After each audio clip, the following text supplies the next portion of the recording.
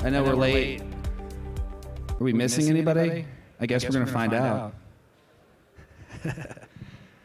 Okay, guys. Good morning, GM. Let's try that again. GM. Welcome to Biddle Week 2023 Kickoff. Welcome to Denver. Welcome to ETHDenver. Hashtag ETHDenver. Anybody know the story behind that? We sent out a newsletter where we actually misspelled Denver, and then like we got a bunch of people writing in and go, was that intentional? We're like, yeah. Because it's kind of fun, right? DevNerd, you know, ETHDenver. But yeah, memes are like a thing that we do here, if you haven't noticed. So welcome to the year of the spork. Anybody bring their spork with them? Anybody? One of these? I got mine. This is OG spork. Original sporkster.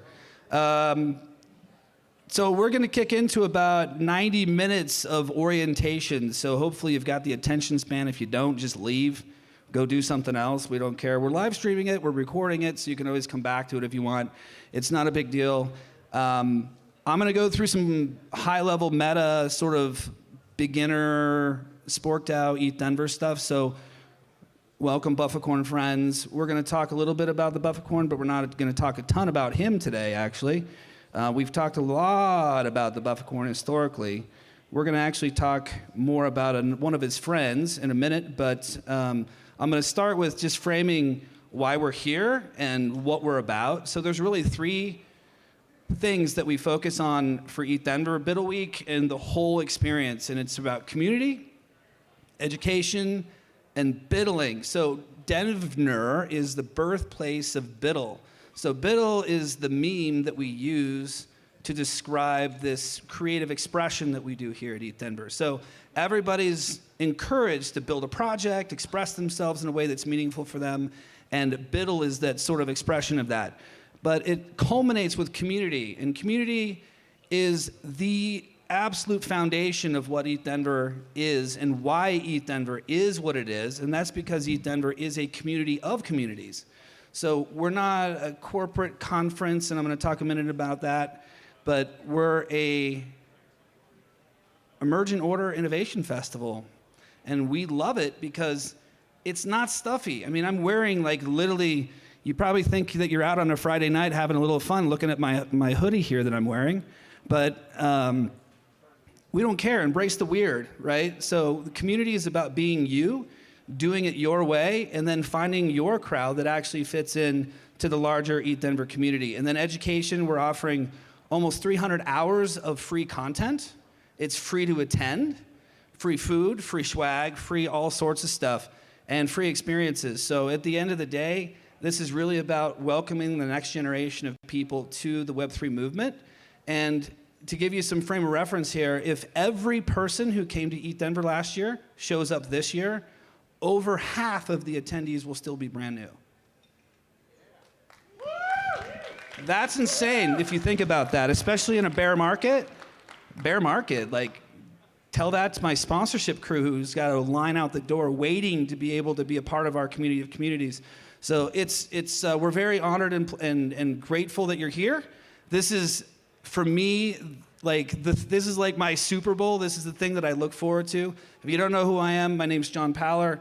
I'm the founder and executive steward of ETHDenver, and I'm glad to have built this big tent and put up a blank canvas so you can come and do you. So let's talk a little bit about FAQs. So to start the orientation, we're not a conference, okay? Don't tweet, hey, I'm at the ETHDenver conference. It gives me cringe vibes, okay? Why? Because it's not. If you notice, there's not a thing about this that feels conferencey. Now, yes, there's some conferencey, talky stuff, and there's like booths or whatever, but like, it's not really that vibe though. So when we talk about what it is, it's a community innovation festival. So a Biddle-a-thon, an innovation festival, whatever you want to call it aside from a conference, but just steer clear of the conference thing or else you might get a little look from me. Just kidding, I don't care, but it's a vibe. It's part of the culture and what we really stand for. And Biddle Week is not Blockchain Week. Have you been to Blockchain Week? Boo, okay? We have a huge open source calendar with over 300 events that allows people to do whatever they want all over the city. We'll post about it, we'll help you promote it, and then people from all over the globe show up and participate. Find your tribe, right? So it's a beautiful thing, and it's choose your own adventure because there's really something for everybody. Now, I talked about the Community Innovation Festival, we talked about Biddle, be a bufficorn. So this is the one part where we're gonna talk about that. So the bufficorn is a meme for the creativity and magical, fantastical elements of the unicorn combined with the strength and community elements of the buffalo. Again, memes, we love memes around here. So the bufficorn and its family, these guys, represent this creativity, this biddling culture, this emergent order of awesomeness that we try to encourage people to bring and demonstrate and express to the community. So when we say be a bufficorn, that's what it means, biddle. You know, get your spork out, start biddling. I mean, not literally, you can do a lot of things with this, which is gonna be my next topic. So what can we biddle together this week? I don't know. A lot of you are here looking for a team, lots of opportunities to find one. There's going to be team formation stuff talked about today. There's going to be icebreaker stuff talked about, mentoring, Biddle experience, what we call BiddleX. There's going to be, I mean, everything is oriented around helping you find your path. So that's what we like talking about. You know, we're all here to help. Now, what I'm wearing today, this is the official uniform of the stewardship of ETHDenver. So if you see somebody wearing this stuff, this is basically, hey, we're here to help you, okay? So if you have a question, feel free to stop somebody and say, hey, can you help me with this or point me in the right direction? They might not be able to answer your specific question because our stewards are assigned to specific areas, so they're not generalists, but they'll know generally where to point you. All right, so GM, this is Sporky. Anybody met him before? He is cute. Okay, so Sporky is part of the Buffcorn family. He's the Spork Marmot's best friend. If you don't know the Spork Marmot, that was year 2021. He rides on the back of the Bufficorn, in fact, and he wields a spork. Now, Sporky is the embodiment of the spork, and he is a super cool dude, all right? So he's your host for this year's event, and he's also the unit of value for the Sporked Out community. So the Spork token is a thing. And if you don't know about that, I'm going to tell you about it a little bit later in the programming. But it's very versatile. You can fight with it, biddle with it, dig with it, eat with it, whatever you want. I mean, there's all sorts of things that you can do with a spork. It's a lot of fun. Now, did anybody get their spork at check-in? Nobody did? Can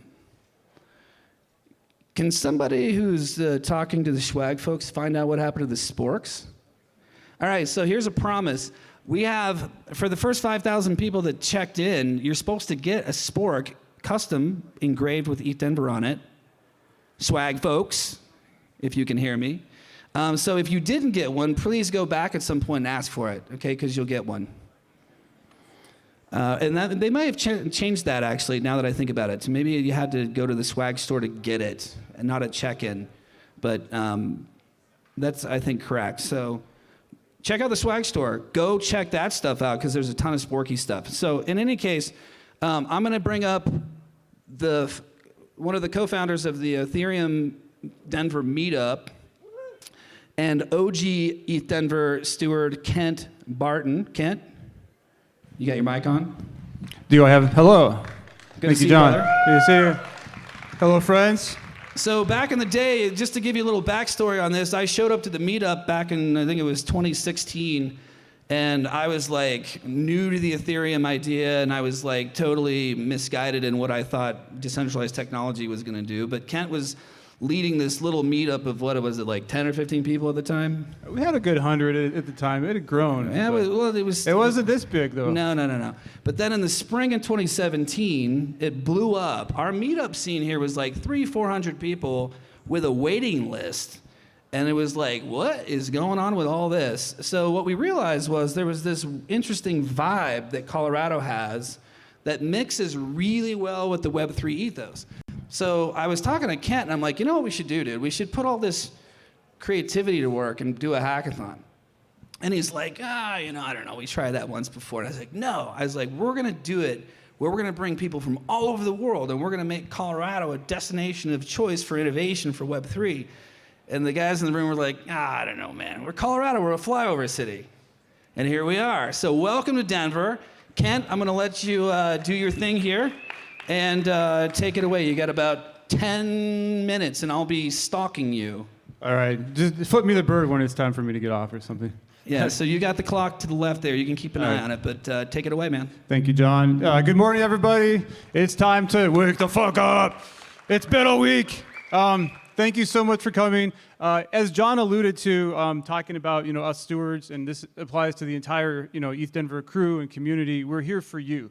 We are here to make your life in this ecosystem better, and hopefully improve everything you're doing. This is a resource for you. Thank you for coming early to Biddle Week. It's going to be awesome. So, as John alluded to, yes, my name is Kent. I've been in crypto for a while. Started the ETHDenver community in 2014. We thought it would be cool to provide a little bit of insight into the history of crypto in Colorado, because I think it's unique and special.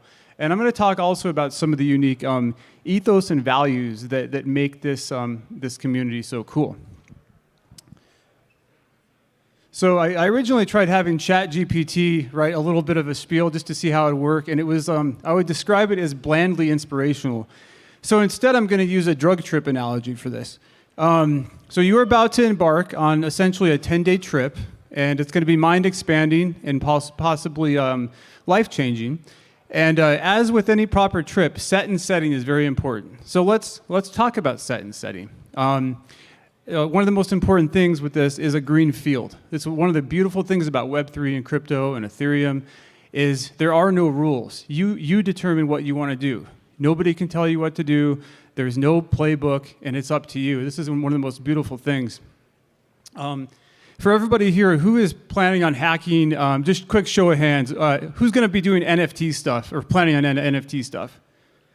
Sorry, it's super bright up here. Okay, good crew. What about DeFi?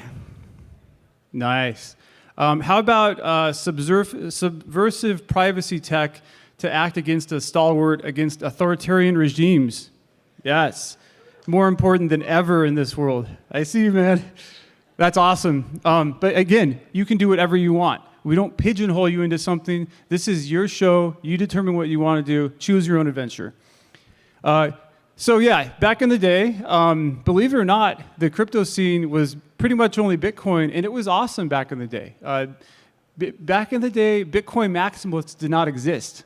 We used to have the Ethereum meetup at a place called the Denver Bitcoin Center in Lakewood, not too far from here. And it was great. We were all just kind of collectively talking about whether this tech would work, and it was really nice. So a lot of what you see here today is building on that old school sort of frontier vibe from back in the day, the early 2010s, when Bitcoin had got its start. We were very much sort of a ancestor of that, so to speak, or a predecessor. ETHDenver had some cool moments over the years. I picked this one out because it was especially cool. This is 2016. This is Zuko. He came down from Boulder to announce a new project called Zcoin. They hadn't quite settled on the name Zcash yet, but this was the first public announcement of Zcash, or what would become Zcash. And it's been really cool to see what's kind of changed, or how that's grown since then. Colorado, obviously, is the home of ETHDenver. Also, Shapeshift, near and dear to my heart. I work with Shapeshift DAO. It's the spiritual home of Gitcoin. Kevin Walkie's from Boulder. And there's so many other great projects in this area, too. And the community and the vibe is wonderfully unique. So yeah, John mentioned, great community. It was going well. John shows up and let's do a hackathon. And John is an ambitious dude, and the first hackathon succeeded beyond our wildest expectations. It was really a lot of fun. So let's talk a bit more about Biddle real quick. Biddle is basically a mindset, and it's very timely right now. Biddle, when you think about it, is super cool because everybody knows HODL, right? I'm going to HODL my crypto investment over the years, and F you can't take my coins, and that's great. Hodling is great, but it's a very passive activity. You're just sitting there hodling. Biddling is a call to action. Biddle's like, okay, let's build some cool stuff. It's especially apropos in a bear market when everybody is just shitting all over crypto and things are so negative. So that's precisely what happened the second ETHDenver. Prices were in the tank. The ICO bubble had cratered. It was dire.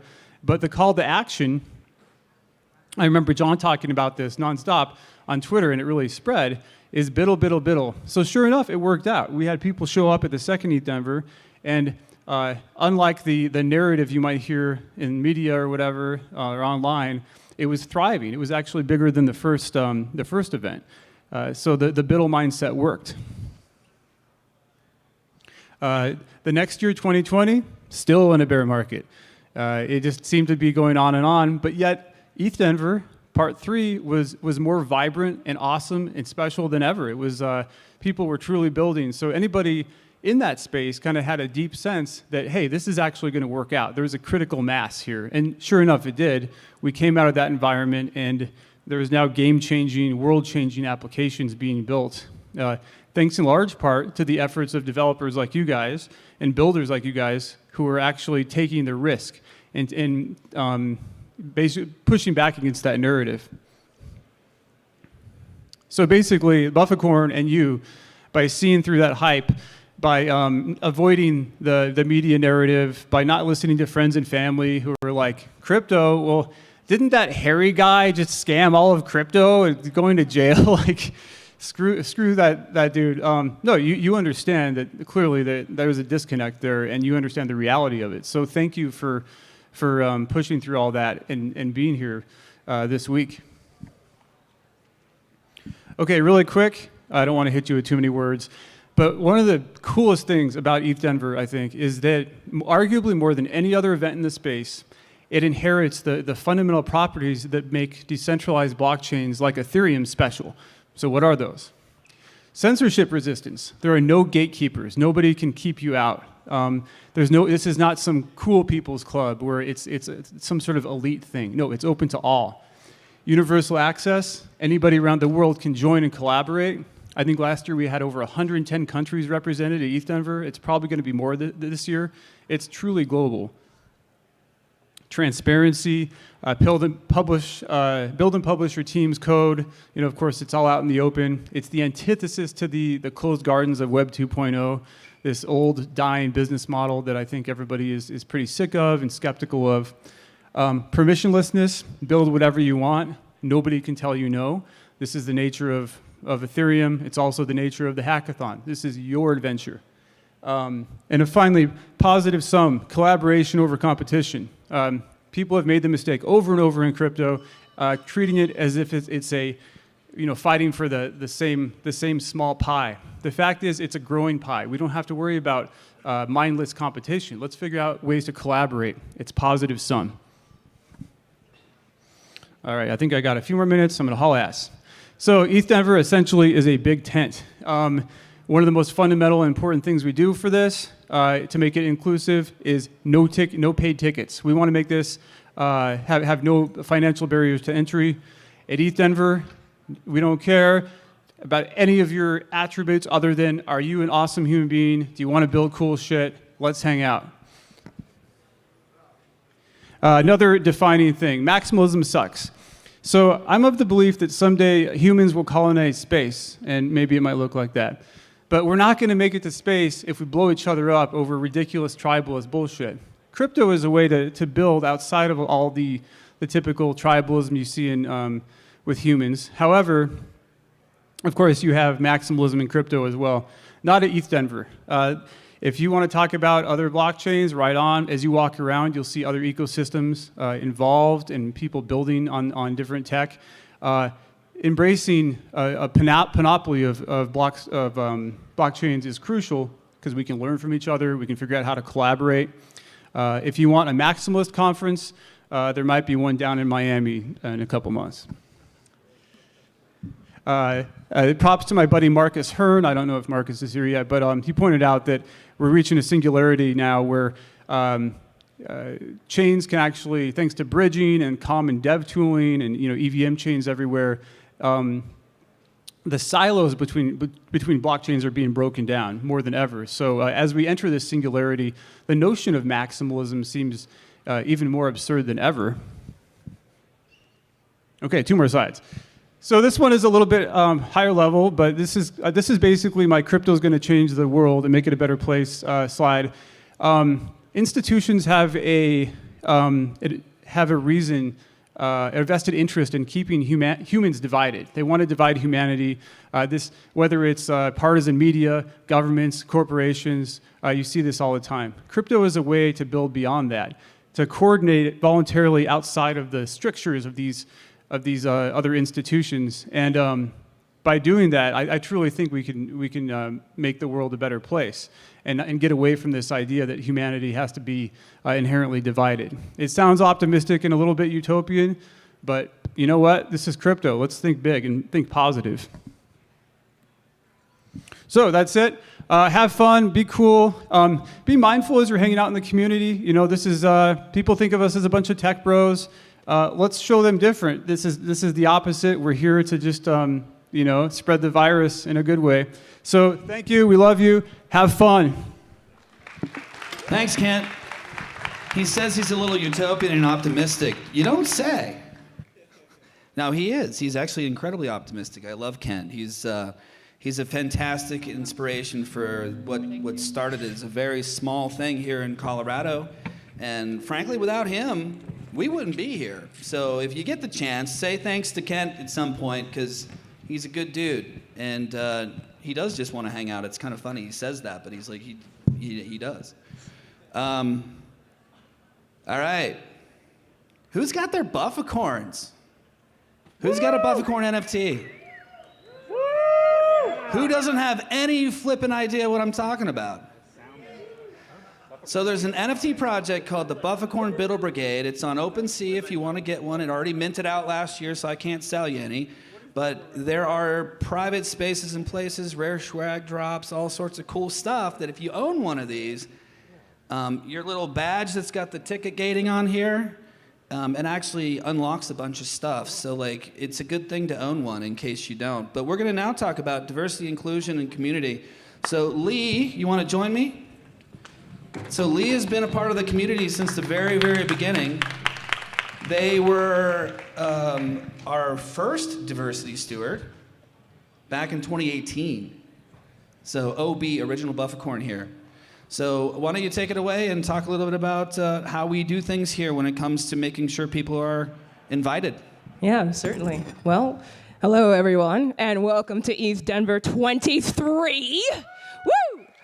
So yeah, OG Steward, I've been here for a minute, and obviously like one of the biggest things that we have to deal with when we want to make sure that we are actually an inclusive environment is that we need to remove barriers. Like there's a lot of information, there's a lot of confusion and chaos and everything that happens with Web3. And so one of the biggest things that we've prided ourselves on since the very first ETHDenver is that we are the most diverse Web3 community.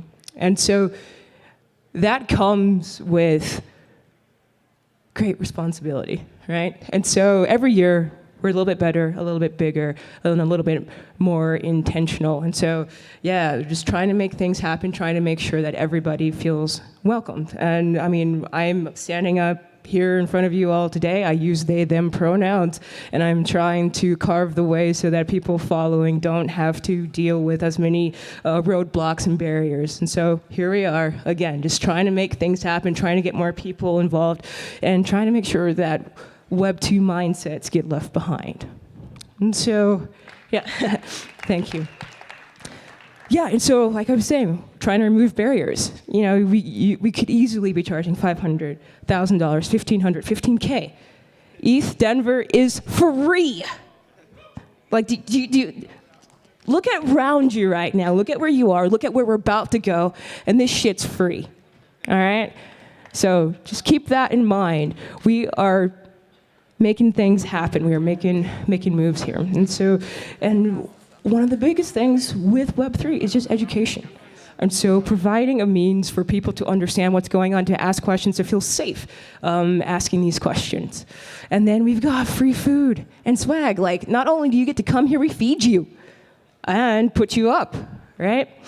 And we've got free childcare. So you don't have to, like, we are, sure, there's still work that can be done, and there will be work in the future, but we are still making things happen, still removing these barriers so that we can limit the excuses of people not being able to attend and partake and join in this community event. Like, this is all about community. Like, who you're sitting next to, community, who you're gonna walk past in the hallways, community, community, community. All right, so keep that in mind. Have respect for what you're doing, have respect for the people around you, and have respect for ETHDenver. Thank you.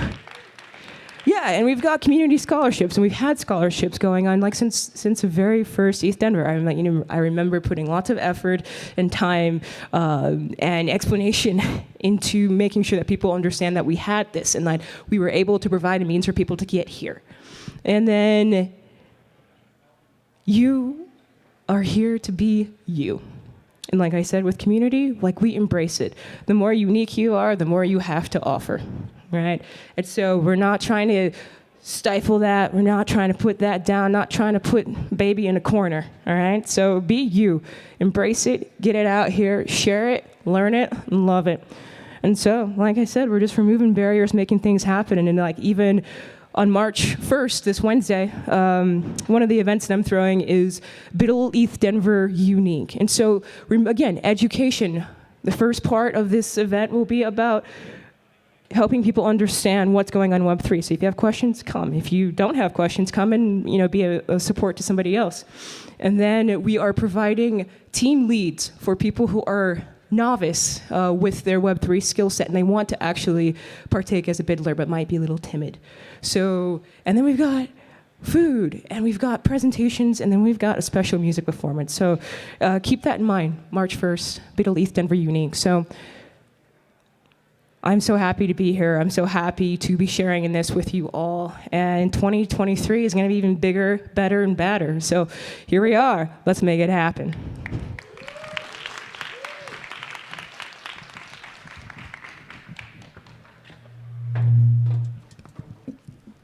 All right. Thank you, Lee. I love the passion. I wouldn't want to get into a bullfight with her, though. Or them, excuse me. You should talk to them about the bull riding. Seriously. It's actually like a thing at the National Western.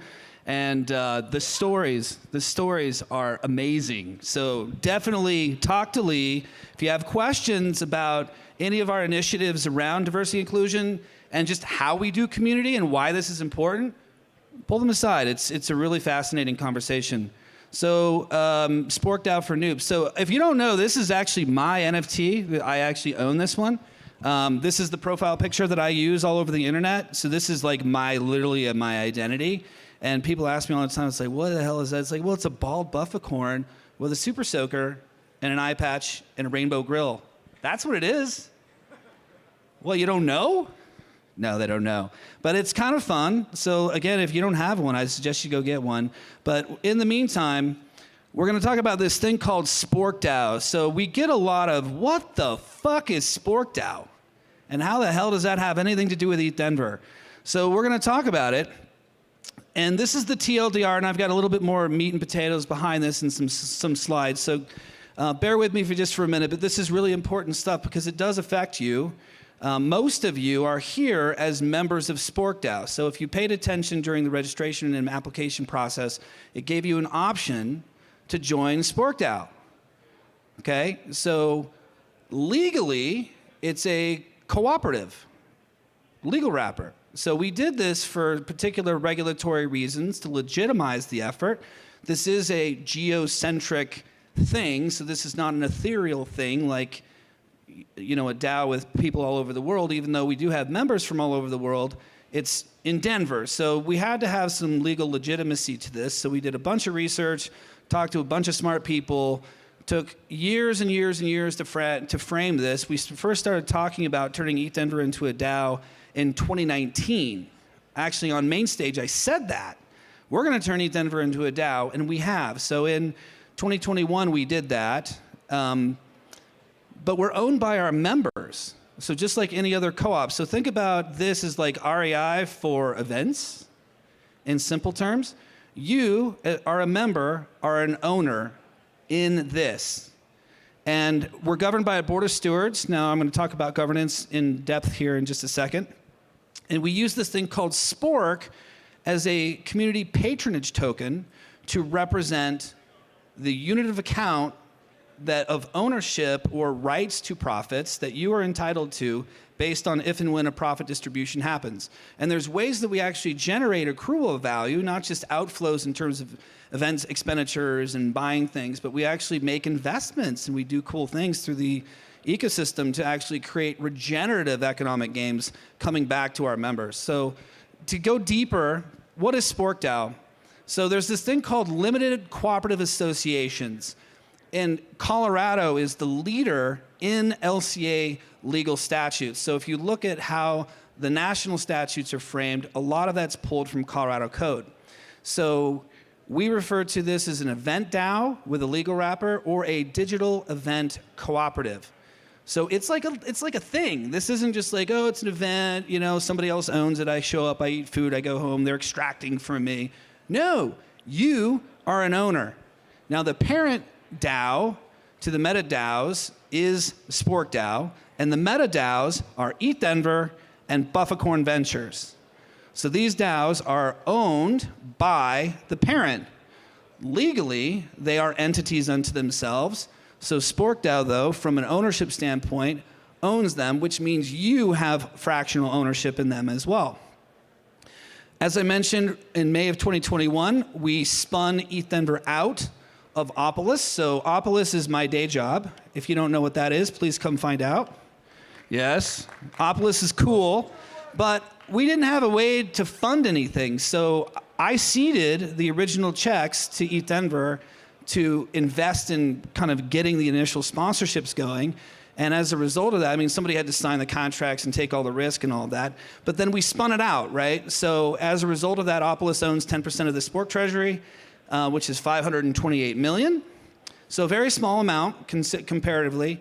And the purpose is to create this regenerative future. So in a lot of respects, being here at ETHDenver is the world's largest Web3 regenerative game live action experience. Because we're literally doing it. We're not just talking about it at some conference, we're actually building, creating, innovating, participating as members and owners in this regenerative future, hands-on all week. So it's very cool, it's very fun, and you get to be a part of it. Now, who owns it? We talked about this. ETHDenver is wholly owned by Spork DAO, and we're not part of ETH Global. So all y'all tweeting ETH Global, that's not us. We know ETH Global, they're our friends, but we're not part of ETH Global. So they can't help you solve your ticketing problems. They can't help you with anything else. They might email me or one of our team, but we're not part of the ETH Global community. We're owned by you, and you have an option. You don't have to be a member if you don't want. No one's going to force you. It's $599 to attend if you don't want to be a member. It's free if you want to join. It's intentional. Okay, now we're not trying to force you in like, oh, there's a catch. I'll talk about the catch slide in a minute. And your active membership is consummated by staking, and we'll be launching our staking contract soon. And once you get your Spork, you'll be able to stake your Spork, and that's like, there's reasons that you're going to want to do that. We'll explain a lot deeper later, but in part, that's how you're going to get your profits. So you have to stake your membership in order to get your profits when the time comes. Now, anybody can be a member, so organizations can be a member, DAOs can be a member, individuals can be a member, all of you individually can be members, and the orgs that you're a membership of or that you're contributing to, your projects or whatever, can also be members. So there could be multiple ways that you might be participating. And this is considered our annual meeting. So by statute, cooperatives are required to have an annual meeting. Well, how convenient is that, right? So we could just do this every year and just call that our annual meeting. We actually kind of got a laugh out of that. I'm like the whole point of our existence is like the annual meeting. in a way. So yeah, our attorneys kind of had some fun with that. Governance. So we're stewards. So I'm a steward. These are all stewards over here, most of them. What the hell does that mean? Well, stewardship is a very important factor of like how we see our roles here. So I cringe when people say I'm like the CEO. No, thank you. Okay, I want nothing to do with the title. And as executive steward, I have a responsibility to deliver a good product and to make sure the trains run on time and that we're well coordinated. But in the end, it's not about me. It's about my role is to protect the ethos, to protect the culture, to cast the vision, and then to let really smart people organize their different stewardships, which we have, I think, like 50 stewardships now that run this event. Hundreds and hundreds of volunteers. We have almost 400 mentors. I mean, this is a huge production now. So coordinating this is not something that I do on my own. We have incredibly smart people running these different stewardships that are incredibly passionate about executing excellence and delivering that good product and experience for everybody here. So in terms of governance, the board of directors, the board members, the board of stewards is elected every 3 years. We did that in 2021, so that'll be coming up next year. And then the actual leadership of the operational side is appointed by the board. So as chief executive steward, I am appointed by the board. I'm also on the board of stewards, but I serve at the leisure of the community, which is governed by the board. The board also approves the budget for both ETHDenver and SporkDAO.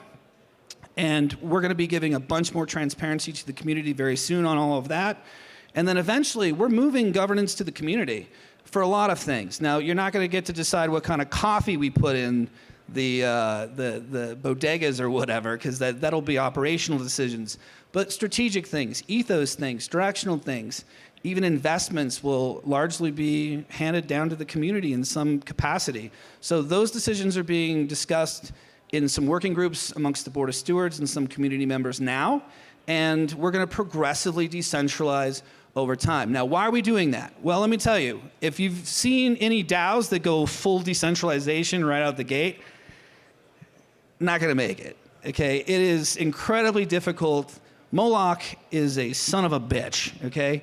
And coordination, there's all sorts of just pitfalls that end up happening. I mean, in an idealistic world, it sounds great, they're good ideas, but we're taking a very staged and stepped approach because we really want to protect what we've built, and we're going to get there. So it may take a couple more years to really get things fully transitioned, but we're very happy with where things are today. So what's the bloody catch? Okay, so on Twitter there was a bunch of people, not a bunch, but there's a few people calling into question why we would why are we trying to force people into membership? It's like, dude, we're not trying to force anybody into membership. We're trying to make it as easy as possible for people to get here, but we have to have the legal check the boxes, right? We have to do all the things that are expected of us statutorily with respect to the cooperative code to be legitimate, right? So we have to have a formal way of defining membership. We have to have a formal way of doing all of these things. So we said, well, just attendance is cool. We could just make that membership. But then how do we get people in that don't want to be members? And do we make exceptions? Or we had to go through this whole checklist of complexities to make sure that we were doing things by the book. So we decided that we're just not gonna we're not gonna make it hard for people to get in, right? You just check the box and say, yeah, I'm in. Now, is there any fine print? Is there any membership fees down the road? No. No, there's no catch. There's no catch to any of this. We're literally giving it away if you want to participate. Now, the other thing that we can't do for people who don't want to agree for whatever reason, we can't send you Spork. So if you attend and you don't want to join the DAO, that's okay, but we're not going to send you Spork. That's okay. You don't want to participate in profits? I don't care. Doesn't matter to me. We're doing it for free. So it's not like anybody's expecting anything of you, but we've given you the out, which means you can pay to come if you want. That's fine with me. We don't care. Now, data was also a big thing, just to cover this. Last year on Twitter, there was a big hoorah about like, oh, we're like selling lists to people and all this. I'm like, dude, why don't you guys just come talk to me about this? Like, we don't do that. Like, our sponsors who fund this thing like to know who's here. But we even took it a step further. So we took it to the community last year and said, look, what do we want to do with this? And the consensus was that we wanted to give people the ability to opt in instead of by default sharing their data. Now, guess what? What percentage of people do you think actually opted into sharing with our community? Anybody want to guess?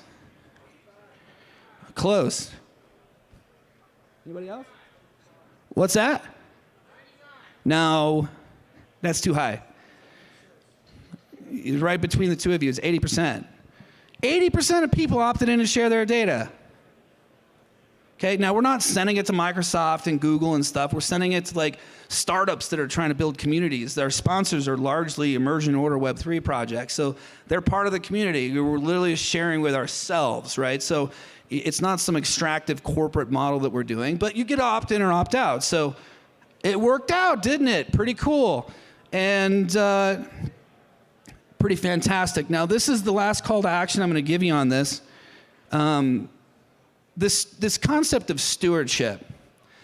Now, everybody hears about this thing called the ownership mentality. That's stewardship. When you think about what that means, it's a protection mindset. We have something very precious, very valuable here. This is a special community. This is a special event.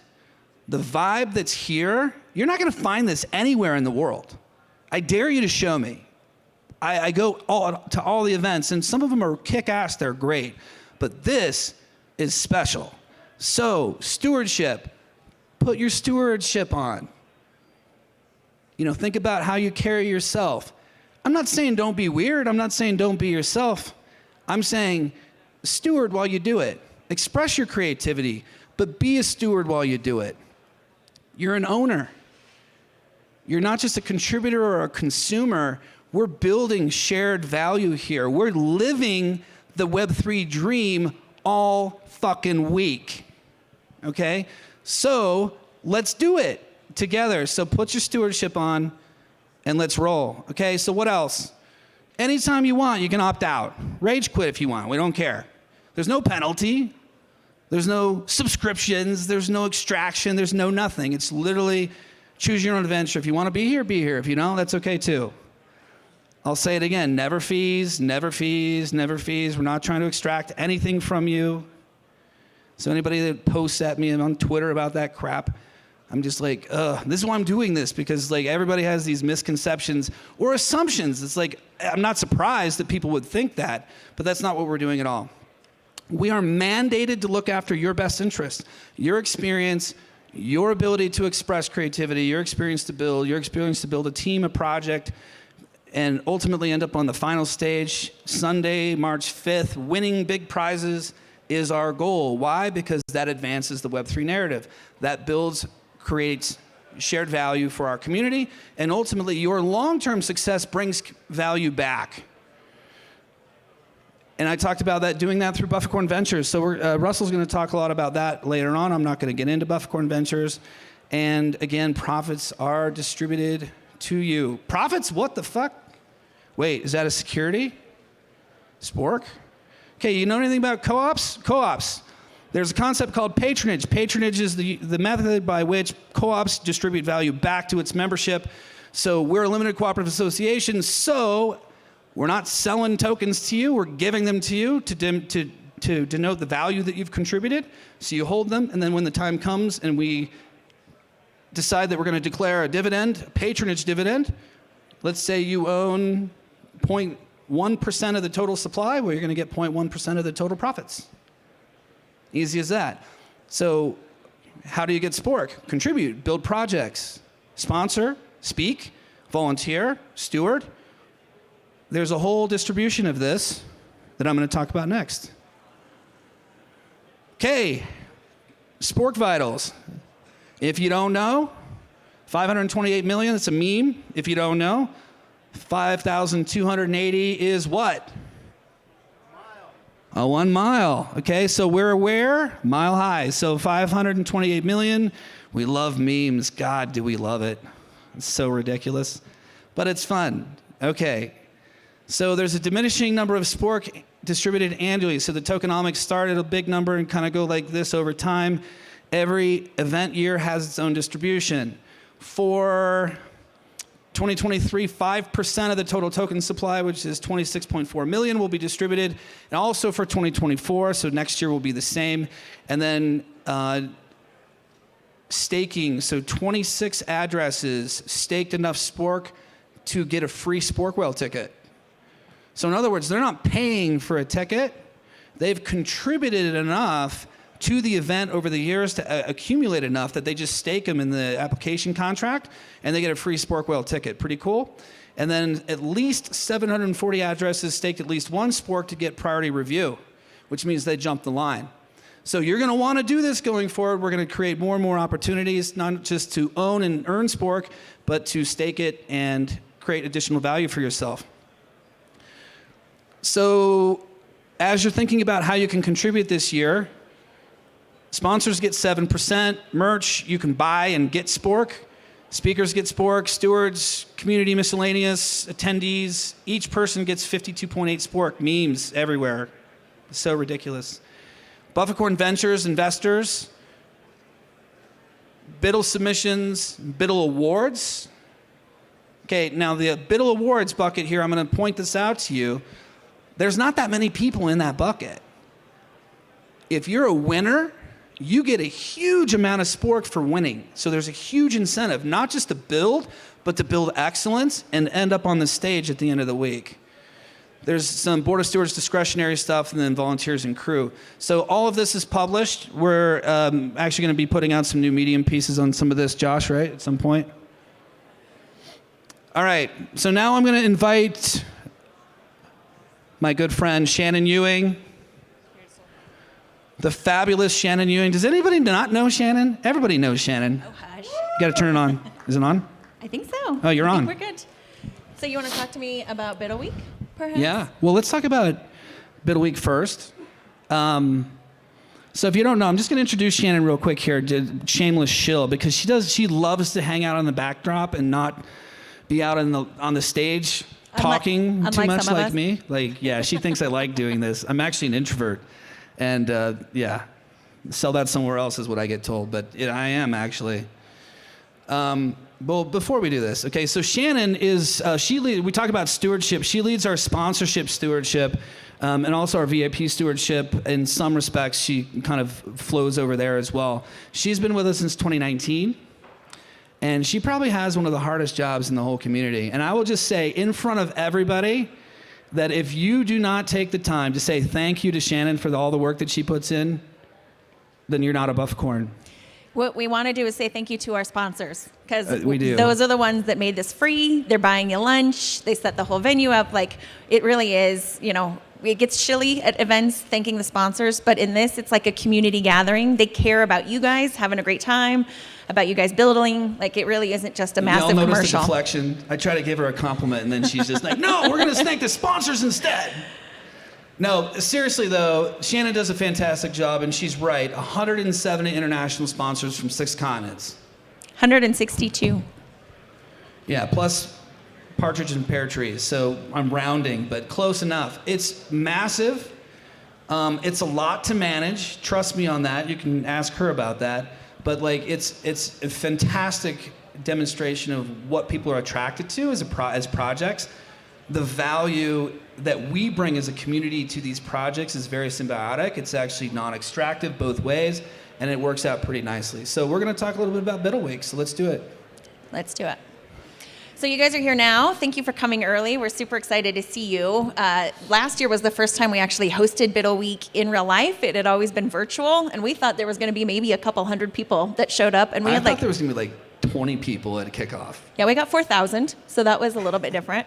So we'll see what happens this year. The fact that you guys are here already is super exciting to us. So today we do the KickOff. You're going to hear from some of the sponsors about their bounties. We're going to hang out here and get this rolling, and then the workshops start. So this stage is going to have all sorts of tech integrations and demos. The stage next to us is going to be hosting a lot of like how to be a better hacker. So intro to Figma, how to present your projects, how to pitch on stage. There's going to be happy hours, there's going to be side events, there's going to be mini summits, there's going to be stuff happening in like a South by Southwest fashion all over town. So we've got people coming in from all sorts of different platforms. You guys have seen the crazy spreadsheets with all the different like parties and venues and side events and all of that fun stuff. We don't have to let you know exactly how overwhelming this week can be.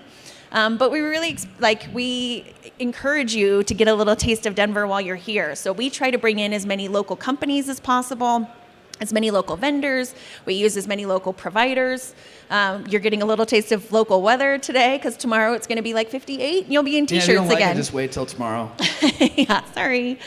This is just all about hacking this week. So there's still going to be a ton of networking to do, but there's going to be a lot of information, a lot of cool workshops, a lot of like how do you get into the nitty gritty of what's going to happen in the hackathon.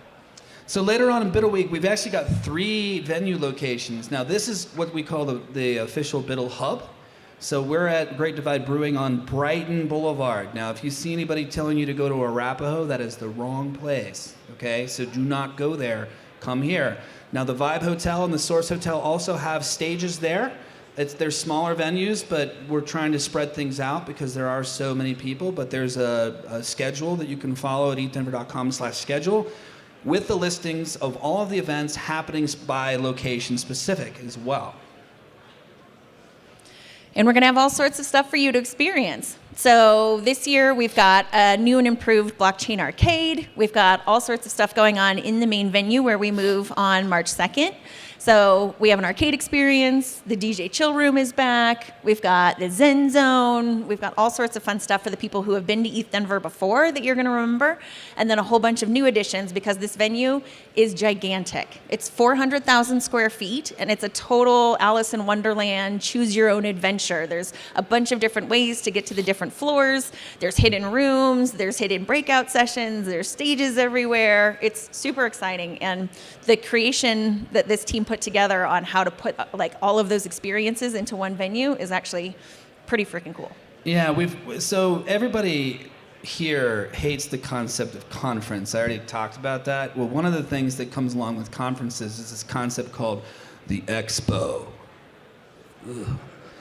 And so I just talking about it just gives me just cringe vibes. So we're like, okay, well, what's our version of it's always been what we call the shill zone. We literally call it that. So we try to kind of like block people into this area where they get to like shill their stuff, hand out their swag, and we're like, okay, go for it. But in the rest of the venue, it's like keep it to a minimum. We're trying to protect the vibe. Well, this year it's gotten so big that we're like, okay, well, how do we avoid this default expo feel? Well, we divided it up into villages. So the tracks that everybody can compete in for the Biddle-a-thon are now also physical spaces. So Dowtown, DeFi City, Regionlandia, like these are all their own spaces, and they have a stage embedded in the space with their content on it, and there's a lounge and all sorts of things. So if you happen to be here for a particular thing, NFTs for example, then go to the NFT village. Go hang out there. You want to go to the infrastructure thing and nerd out with the ZK nerds? Go do that.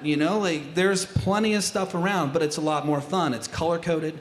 If you look at the backdrop here that we have, it's all like that. So there's a ton of like really cool art, integrations.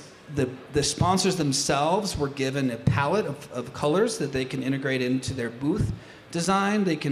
So we're trying to minimize, again, this sort of like sensory overload of the expo and making it really lame and overloading. Or that just endless booth after booth and everything just blurs together. So we really did try to make it interactive. And the sponsors, again, are super excited to work with you guys. So we joked this year that ETHDenver attendees love gamification, they love swag, and they love memes. So find some way to engage people rather than just pitch advertisements at them. So up here in the Sport Castle, which actually we're affectionately calling the National Western now, for the time being, the Sport Castle instead of the Sports Castle, which is where we used to be.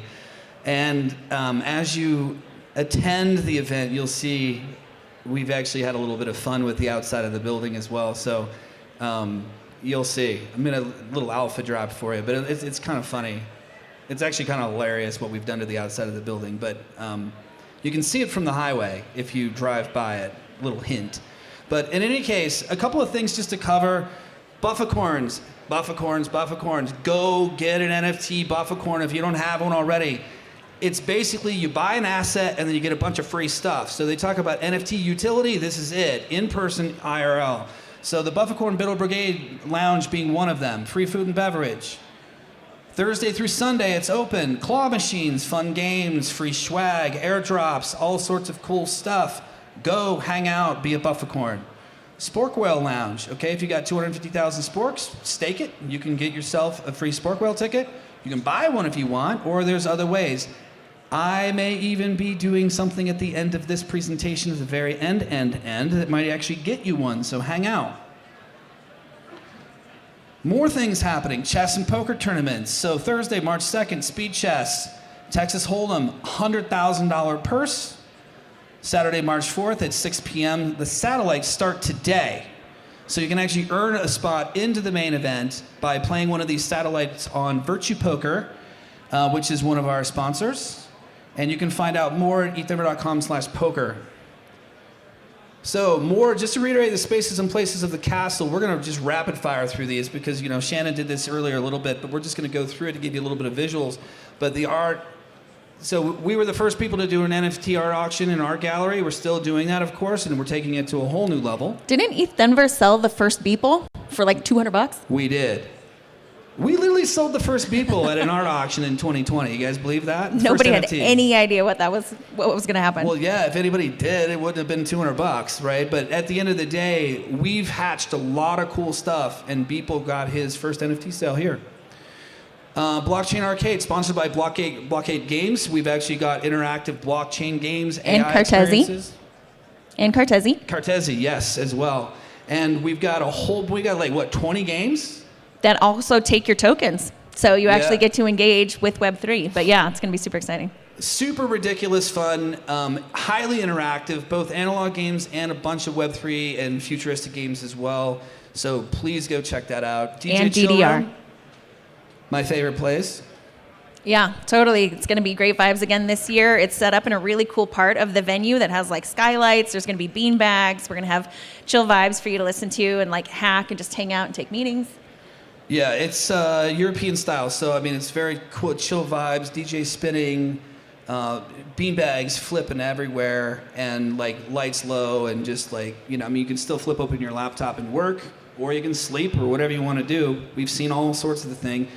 Lee mentioned free childcare. Now we are the first people and only people that I'm aware of that do this.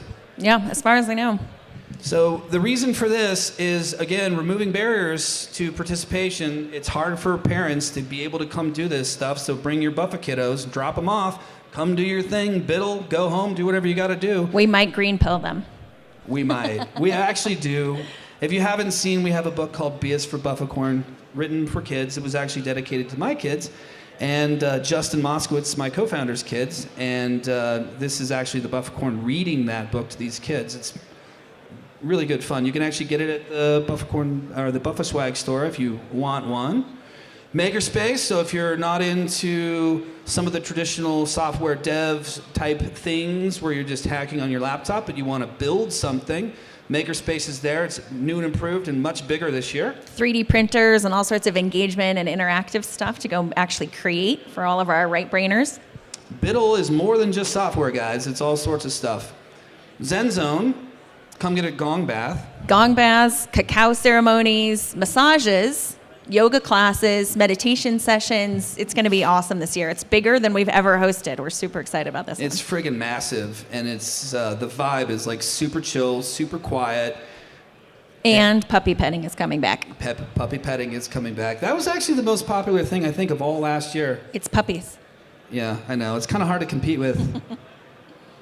All right, and then at the end of all of this nonsense, we go to the mountains and we share a pow pow with Buffy. We ski, we drink hot cocoa, people co-work from cafes, people meet up on the mountain, there's parties at night. It's one of the best networking experiences because everybody's kind of done. They've finished the hackathon, they can take their work hat off, and you just go hang out with other Web3 people. And I've seen some of the best relationships, people get rad jobs. Like, it's a really great place to go meet people who care and just hang out rather than having to do like the work stuff.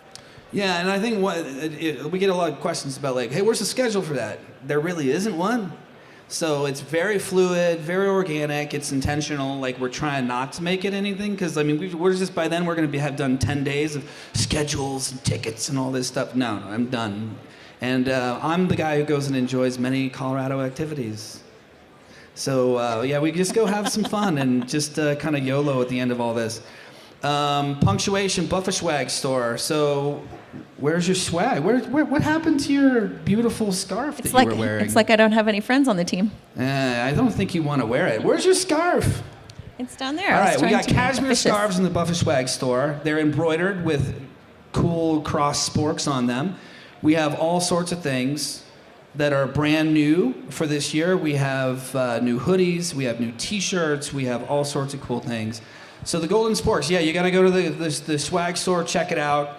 And the Bufficorn onesie, okay? So if you're ridiculous enough to go buy that, if you wear it to opening ceremonies, you're going to get a special prize. Just saying. So if you want to YOLO and ape into that, you might want to do that. All right, so that's it for the Spaces and Places. Thank you, Shannon. Thank you, John. Russell, my friend. Hello. He's rocking 2020 sublimated t-shirt. Check this guy out, flexing the OG. So every year we dog food tech, and sometimes it works out great, sometimes it fails epically. This year it seems to be working pretty damn well. So we've got a project called WeLook that Bufficorn Ventures invested in that actually came out of last year's event. Kind of the whole point. And Russell's going to tell us about registration and check-in. Now, you all are here, so bear with this because you've already done this, but people are watching this online, live stream, and then they're also recording this so people can watch it later. So as they're coming, they can actually have some understanding of what's going to happen. So take it away, man. Thank you, John, and thank you all for coming. So who had a completely seamless process this morning? Oh, really? Well, you know, you got network problems, you got all these things. You guys are here early. We're on the cutting edge. All I can say is every 3 minutes it improves an order of magnitude. So the process has already improved greatly today. So we are here. Many of you, of course, maybe who actually went down to National Western today? Did anybody? Oh, I'm so sorry. Sorry about that. It happens, email messages that go out. You are in the right place because you see us here at the Biddle Hub on Brighton Boulevard. So anybody who's watching streaming, come to Brighton Boulevard. That is where we are. That's where Biddle Hub is happening. That's where this video is taking place right now. The main event will be at National Western. If you go down there, you actually will see horses and cows and sorts of things because they have a big thing going on there still right now. And they'll be moving out before we move in when we start on the 2nd. There are a number of things that you all got when you came in. You got a badge, which I have in my pocket. Yeah. So you got a really cool badge that has a place for you to write your name, which I recommend you do. I know we don't like names here or your handle or whatever. And you also got a We card. I recommend you put a sticker on there so you recognize it when you're doing things because it's going to be hard for you to figure out which card is yours. And you saw that there was MEW there to download the MEW wallet. A couple of things on that. And also the free swag and everything. I think John mentioned that the first 5,000 people that buy something get a free spork along with your purchase. So you should go ahead and do a quick purchase. And you get stickers and markers and all that kind of fun stuff. Now, as far as MEW goes, we're early, so they are getting through the App Store and getting through the Google Store. So as soon as the app is uploaded, then you'll be able to onboard. But as soon as you scanned in, as soon as you scanned in your QR code, an email was sent to you from WeLook giving you instructions on how to claim Biddlebucks. And you'll learn more about that in just a few minutes. At registration, of course, the way, and you guys already did this, so bear with me. You go to WeLook.com or WeLook.io, you log in. You can go ahead and download the new wallet if you want to, and you enter the registration queue. You show your QR code. You can either do that by actually showing the email QR code, or if you've loaded WeLook, you can click on the ticket itself, and it'll have a little View QR button, and you can display that, and now you're in. You'll then get an email from WeLook that says claim your BiddleBucks now, and then you'll go, and if you need help, the folks over at the MEW desk will help you, and you'll be able to do the claim process, which if you follow the email is actually quite simple once the app is uploaded. So that will probably happen sometime today. I know personally from the hard knocks I went through when we did the My Colorado app. Those of you, who's got the My Colorado app, by the way? You do? Well, there were some problems last year, and it took us a month to get the Google Store to let us upload a new one. I hope that won't be the case here. So anyway, you'll click on it, and you'll be locked and loaded to get your BiddleBucks, which will get you free food, right? Everybody knows about the free food, the food trucks, and there'll be more talking about that when Ramon gets up here to talk. So, your WeCard. Many of you have ignored your WeCard. Your WeCard is actually really cool. It's how, at the event, we're going to be able to scan your WeCard and very quickly get you into the places that you're supposed to get into. And so what you'll do is you'll open it up, you'll connect your wallet, or else you can create a new wallet using that WeLook.io interface. Should be very simple, and you get a really snazzy card. You can see I put the golden sporky on mine to make sure that I could recognize it, and everybody else could recognize me. And now, we have Ramon, right?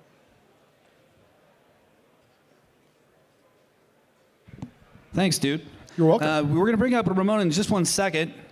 But before we do, I'm going to kind of skip forward here a minute. But we're going to come back to all this. Come on, guys.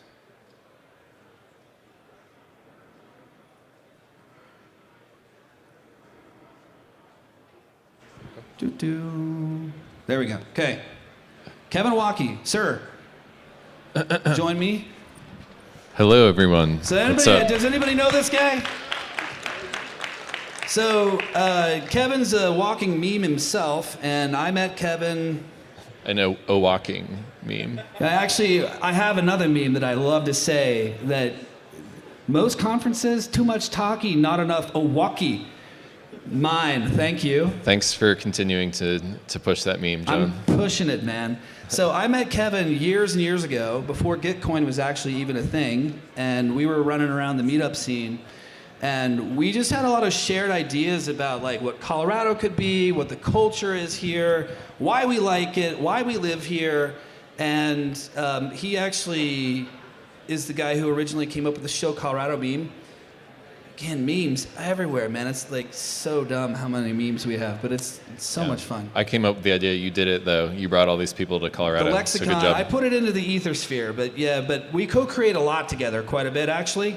And he's got another project. So Super Modular, if you don't know, is built a product called BiddleBox, which is powering our hackathon. Now, a little bit later in the program, we're going to do a demo of that, so you'll get the actual kind of technical how-tos with Jason and his team are going to do. But I wanted to give Kevin just a second to talk a little bit about Super Modular, BiddleBox, and why this partnership is important. Yeah, totally. Well, yeah, John, it's been really great to see you grow the ETHDenver community along with the Spork DAO over the last couple of years. Over the last few years, I had been growing Gitcoin, which has Gitcoin hackathons and Gitcoin grants. Gitcoin is now a DAO of its own, and it's got its own governance structure. And my company, Super Modular, has inherited the hackathon platform. And so we've run 100 hackathons as Gitcoin hackathons, and that we learned a lot, helped a lot of hackers get coins, pun intended, through that time. And over the last 6 months, we've completely rewritten the entire platform and have gone through a rebrand to BiddleBox, because Gitcoin is now a DAO with its own governance structure. Now BiddleBox.io is the future of our hackathons product. And so completely nuts and bolts redid it. And the team has experience of doing 100 hackathons before, but this is their first time using the new platform. So if you have any issues with it, you can just tweet us Bittlebox, or you can email support@bittlebox.io. And we're really looking forward to continuing to support Colorado, Shill in Colorado with you, John. So thank you for the opportunity, and I hope that everyone enjoys using Bittlebox this year at ETHDenver. Thanks, Kevin. Appreciate you, man. Yep. All right, now I got to come back up here. Come back up here. All right. For making it up that one, okay. Oh my gosh. Here we go. Bittlebox, not Bittlebox. Change the vowel. And let's bring up my friend Ramon. So I talked about the concept of dog fooding, but one of the other things that we love to do is demonstrate collaboration, interoperability, cross-pollination, shared intelligence, and ultimately shared experiences is the end result of that. But this year, 2019 we did the first installation of crypto-enabled food trucks. So the idea was to give people a tangible experience of using crypto and something real life to buy something. So every year we've kind of iterated, we've added, subtracted, experimented, and this year we've got another huge quite a big collaboration. This has been going on for literally like months and months and months and months and months of prep and building to culminate in your experience with Bittlebox, and I'm going to hand it to you, Ann. You ready? Yep. So take it away. Good morning, everyone. Super excited to be here today. My name is Ramon. I'm the head of product for ZK Sync, and we are just launching ZK Sync Era, which is the greatest ZK EVM layer 2 ever built. This is not me saying, I'm actually quoting my mom here. Super incredible. So, as you know, buying food with crypto, it's a must-have for ETHDenver. This year is no exception. And when we received this challenge, we received a super clear requirement: creating a fabulous, awesome experience for purchasing food with crypto. And of course, this incredible collaboration between these 5 teams, ETHDenver, Mil, ZK Sync Era, WeLook, and BittoGitto, that has never worked together. So you can imagine how exciting it was to start this project. But this is actually how we like to work, is putting our hands down, start talking, and start figuring out. So what was our main, what we wanted to achieve? How do we onboard the next batch of humans into crypto? We wanted to create an experience that was super seamless, especially for crypto newbies. We want to progressively get these people to understand more about crypto, about security, and they should not care about gas. Like gas fees, it's a next step when you are playing around with crypto. And how we solve these problems? First, Web3 ticketing system with WeLook. You can learn more about wallets, about NFTs. MyEther wallet, a step-by-step creation of wallets so you understand security and how do you select networks. And with ZK Sync Era, we have account abstraction and paymasters, which is a native thing from our network. Super incredible, as my mom liked to say. And you can bring this Web2 experience to the Web2 world. The result, Bittlebox, as we just said, not Bittlebox, which is also incredible, but the token for this year so you can buy food. And the experience itself. You can download MyEther wallet. You have this beautiful ETHDenver banner. You click on it. You have this button to claim your Bittlebox. Important to say, the claiming experience only starts in the main event on March 2nd. So for now, you can already download for sure, but you will not be able to do the claiming. You click to claim. You must have check-in into the event. Of course, we just want to give these tokens for people that are actually attending here. You need to insert your ticket code that you received by email, or you can just scan the QR code that you also received, and then I guess that is also on the badge. You insert, you sign a message to make sure that you own this wallet, and that's it. You got your Bittlebox. You can now go and buy food. How do you buy food, you are asking? You basically will go to a food truck. They will have a QR code. You click to scan, this is scan to buy. You scan the QR code. You insert the amount that you need to pay for the vendor. You again sign your message. You don't need to have anything aside from your Bittlebox. Behind the scenes, we are using, as I mentioned, account abstraction, paymasters. Go to our booth to learn more about it, and magic is done. You just paid for your food, you get your food, you are happy, everyone is happy. But you can get more BiddleBucks. For people that are biddling during the main event, you can get your mentors to sort of register that you are there, and then you are entitled to more BiddleBucks every day that you go there. And there will be sponsors distributing more BiddleBucks for everyone. That's it for the experience this year. I do hope that everyone enjoy, super seamless. But then you say, no, sorry, it's missing a super important link here in the old presentation. You can say, I don't want to download my Ether wallet. I will ask you, why not? You don't like incredible experiences. You say, no, I don't. Fair enough. You can use your regular wallet, go into claim.biddlebucks.com. But again, this will be live on March 2nd. Just a few links. If you want to reach out, if you want to know more about ZK Sync, please go to our booth, come to talk to me, come to talk to our friends. And again, super, super excited to be here. And have to say, it was an incredible experience to work together with all these teams. Thanks, everyone.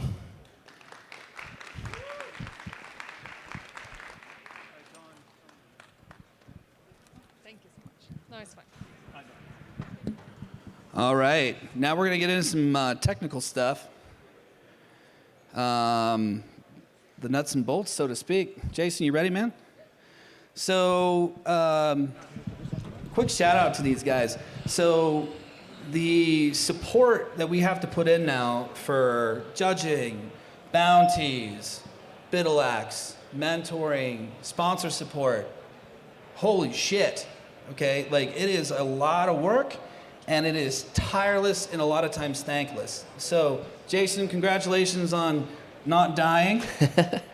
Well, I guess we're not there yet. We're not there. Like, we'll celebrate that on March 5th, maybe? Maybe the 6th, maybe the 11th. right? We got to get After you through come out of judging. your coma. Yeah. But yeah, so thank you to this team. This stewardship has done a fantastic job. We got a bunch of the team that's going to come up and do some of the presentation here. So I'm going to hand you the mic and let you take the next several sections. You got it? Thank you. All right. How are you guys doing? How many of you are here to biddle? All right. Well, I can tell you that based off of all the applications that we've had this year, we have had about 7,500 people say that they're coming to ETHDenver this year to biddle.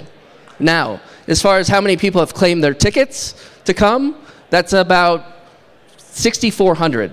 So out of 7,500, 6,400 of you are coming here to biddle or participate in the biddle-a-thon, which is really large. So we're going to have to really work on the whole team formation part of making sure that you guys are on teams, because if we were to take up the entire time, it would take like, I don't know, I think it was like 56 hours to get through all the judging on Sunday. So that's why we've come up with different types of rules and different ways to make sure that we get through the entire judging process on Sunday between the 10 a.m. and 2 p.m. part. So I'm going to talk a little bit about the judging and the tracks and the prizes, and then Casey's going to come up and talk about mentoring and what that's going to look like, and then Graven's going to come up and talk about the BiddleX and Biddler experience that gets into more of like the team formation. So let's talk about the 5 different tracks that we have this year. So we have the DeFi District, which is Uniswap. We have Regenlandia, which is track by Hedera. We have the DAO Town track by Cult DAO, Metaland District Game 7, and Devtopia track, which is Circle. So each of these 5 tracks, as a team of 2 to 4 people, you will pick one of these 5 tracks to participate in your project. So your team of 2 to 4, one of these 5, and you just kind of choose, and we'll go from there. So let's talk about, we just talked about the 5 tracks. You can only enter one of those 5 tracks. There will be a total of 15 teams that are picked from the 5 different tracks that will present on the main stage on Sunday. Let's talk about judges. So we have had over about 1,600 different people apply to be judges this year. We've narrowed it down to about 100. That list actually, hopefully the internet is now working, and now it's published and posted. And so that will actually list, and it will show you the incredible group of judges that we have this year that will be judging the community part, which is actually the first part. And I'll talk about that in a moment, about how they're broken down. So then there's sponsor bounties. So we've had about, I think it's 180 different bounties available to you from about 89, 90 of our sponsors. There's about $1.2 million in bounties available to you. So you're going to have a lot of great opportunities. You can submit up to 10 bounties per project. So one track, 10 bounties. There are only in-person bounties. So there's a lot of people that ask, like last year we had both in-person and virtual. This year, there's only in-person. There are no such things as virtual bounties. Your entire team has to be physically present in Denver to participate in the Biddle-a-thon. You can't have someone that's hanging out in, say, San Francisco or some other state. So the first round of judging, and this is going to happen on Sunday, is that at 8 a.m. your projects are due. If you submit at 8:01, you won't be able to submit because of the contract. At 10 a.m., judging round one starts. So that's where those about 100 judges will sit at each individual track, and they will be judging based off of different types of criteria that have been established. And then that will end around 2 p.m., and then we'll end up basically they are going to work through figuring out who their top 3 picks are for every single track. So there will be 3 teams from every single track that will make its way to the main stage for the final round. The pitches this year are going to be 1 minute and 30 seconds to pitch your project. It's both a pitch and a science fair. So you will be assigned a table to allow people to come see you and engage with you to ask questions about your project. It's also going to be the place where sponsors are going to go to get together with you to understand the project and how you use their bounties. And then you are also going to be pitching on a main stage. So there's like 5 to 8 different stages. So it really depends on how many projects are submitted. If we have a lot of projects, we might end up using all 8 stages. If we're aimed at where we think we are, we'll be at like 5 or 6 stages. And again, top 15. The ETHDenver.com/judging, that will take you to all the information about what judging looks like. The second round, which is the second part of Sunday, is only the top 15 teams. The presenting time that you'll have is 2 minutes and 30 seconds, and then you'll have 1 minute to answer your judge questions. There are 5 celebrity judges that will be announced on Sunday, and they are basically there to listen to your pitch, and then they will each individually pick their favorite project, and then you'll receive a monetary prize as well as walk away with knowing that you won some really awesome person that has made big difference in blockchain and Web3 as their favorite pick. So how do you qualify for prizes? Well, first, you got to have a team. So you got to be a team of 2 to 4 members. Solo doesn't qualify. This isn't a solo sport. We're really about let's actually find teams and build teams so that we can build really great projects.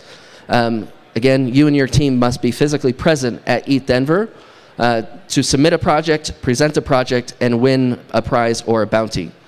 You cannot steal another team's code or use previous code from another Biddle-a-thon. And you must submit your project between March 4th at 8 p.m. to March 5th at 8 a.m. to qualify. Prizes this year, I said it earlier, we're at $1.2 million in prizes. There's an additional $2 million in investments and grants. You also have access to unlimited capital from over 1,000 different accredited investors that are here this year. There's monetary prizes, so this is both the track prize pool, which is $15,000 per track. So there will be 3 teams per track that will get distributed between those three teams. And then again, there's the celebrity judge recognition as well as the cash prize that comes with that. So dates, what time is it? Well, it's 11:44, so that means the Biddle-thon has already began. So if you haven't already started biddling, you can start biddling. Start biddling. There we go. Saturday, March 4th, 8 p.m. That's when the gates will open on BiddleBox. You'll be able to go and start submitting your projects.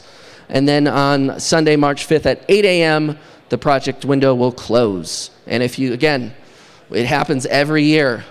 Don't be the person that comes at 8:01, and I have to say, unfortunately, the contract is already closed. So the way that we're helping solve that problem is that one of the first things that we're really hoping to do with BiddleBox is if you said that you were a biddler, you already have whitelisted access to BiddleBox. So when you went through the application, if you now go to biddlebox.com and go to the ETHDenver landing page, you'll be able to sign up and create a profile, and then you can actually start creating your team.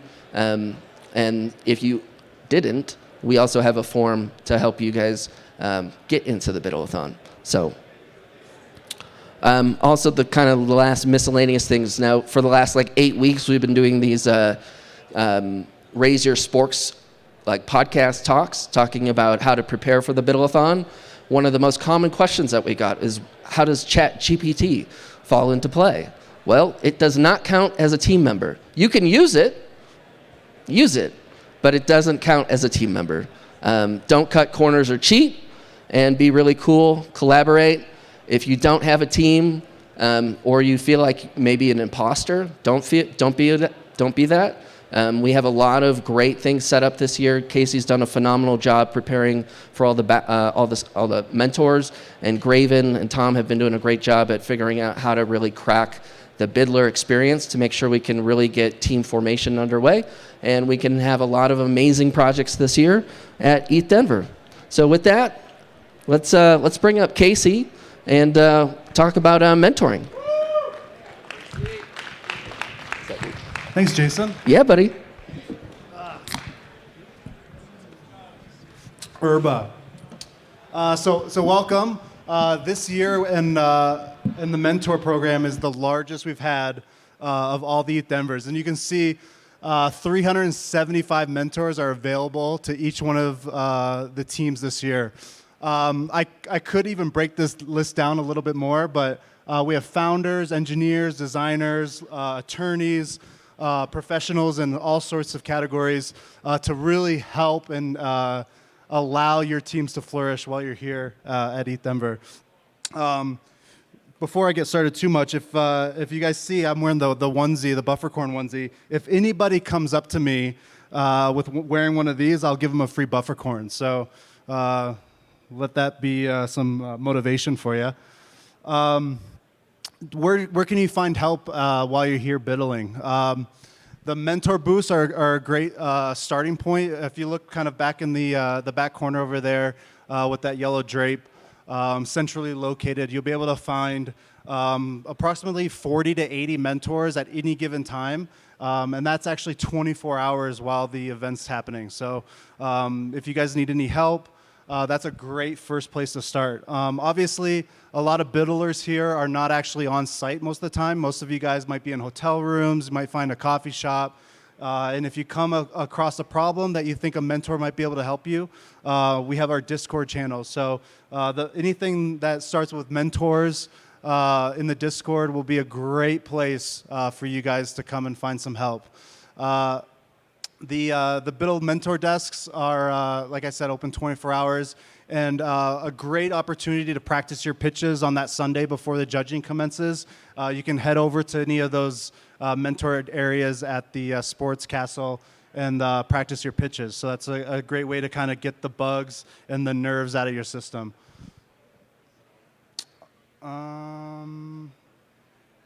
Oh, that's my last one. If anyone has any questions, like I said, let us know. We're here to help you. The biddlers are the bread and butter of this innovation festival. So make sure that if you guys have any problems, a qualified mentor is definitely going to be able to help you out. So sponsors? Yeah. Thank you, guys. It's on. You got it? Yep.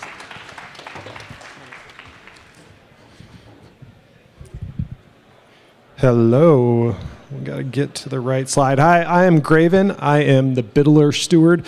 Basically just means I'm going to be in the trenches with you all week. Our goal is to help connect you with the bounties, the sponsors, the mentors that Casey was just talking about, and form teams. That's obviously the first step of having a successful build-a-thon.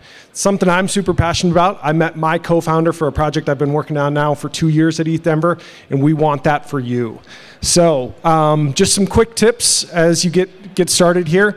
Obviously, a lot of stuff going on. Don't be shy. Engage. Talk to new people. There's no Sybils here. We're all real people.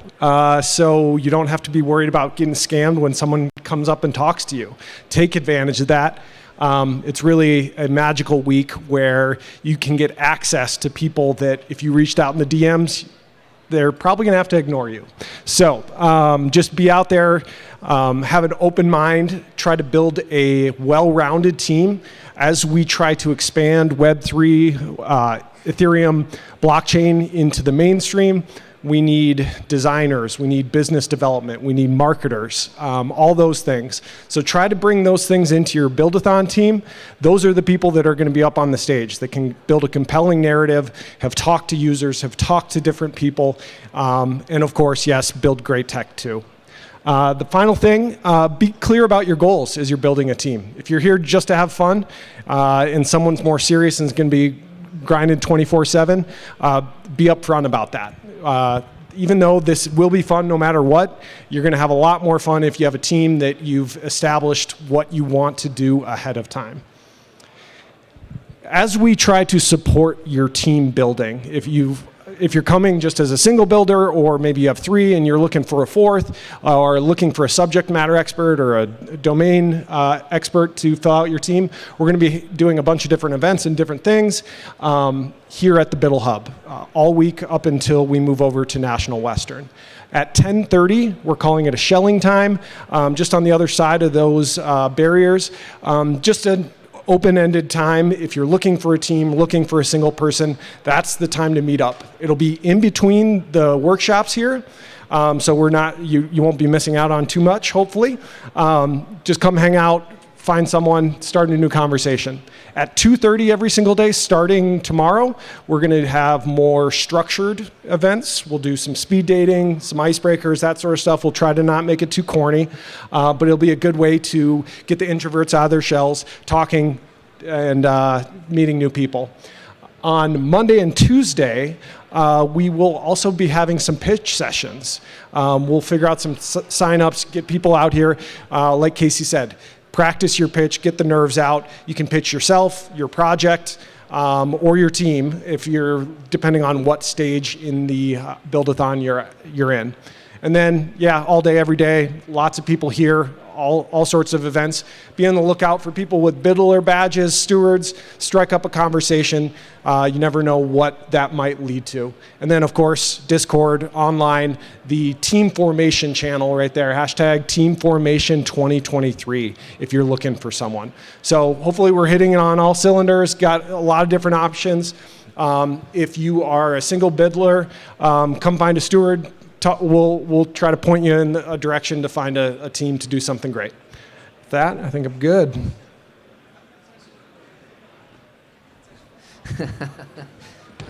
All right, cool. We're gonna play a tutorial, kind of explain how BiddleBox works. That way we all understand how the system works. Let's see here. I think I gotta close this out. Gotta go to BiddleBox. Got a demo video. I think we got the volume all the way up, Bob. It's going through the. Right. It's going through the HDMI. I hit play. It is going.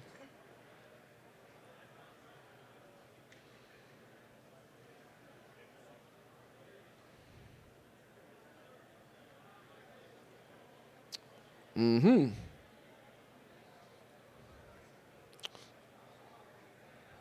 Pause it.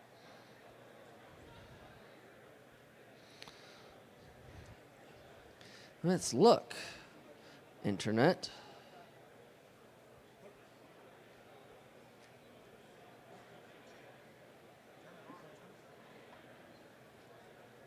I mean, the volume is all the way up.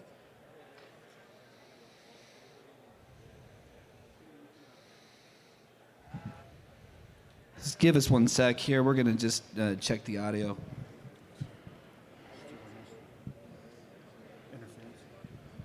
You guys got the, did you give him the, you gave him the videos, didn't you?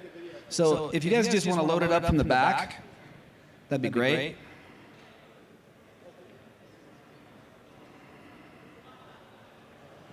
And just usurp our feed. So it's playing, looks like. I don't know what you're doing. I was just closing out the window. Oh, you're on the wrong one.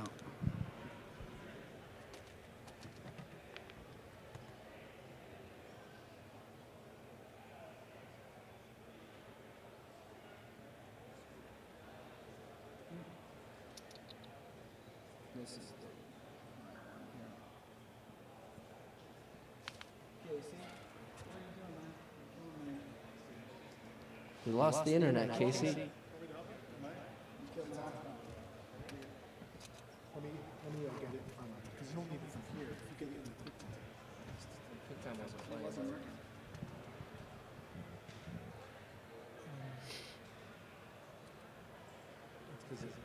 plays, but it doesn't. There's no audio.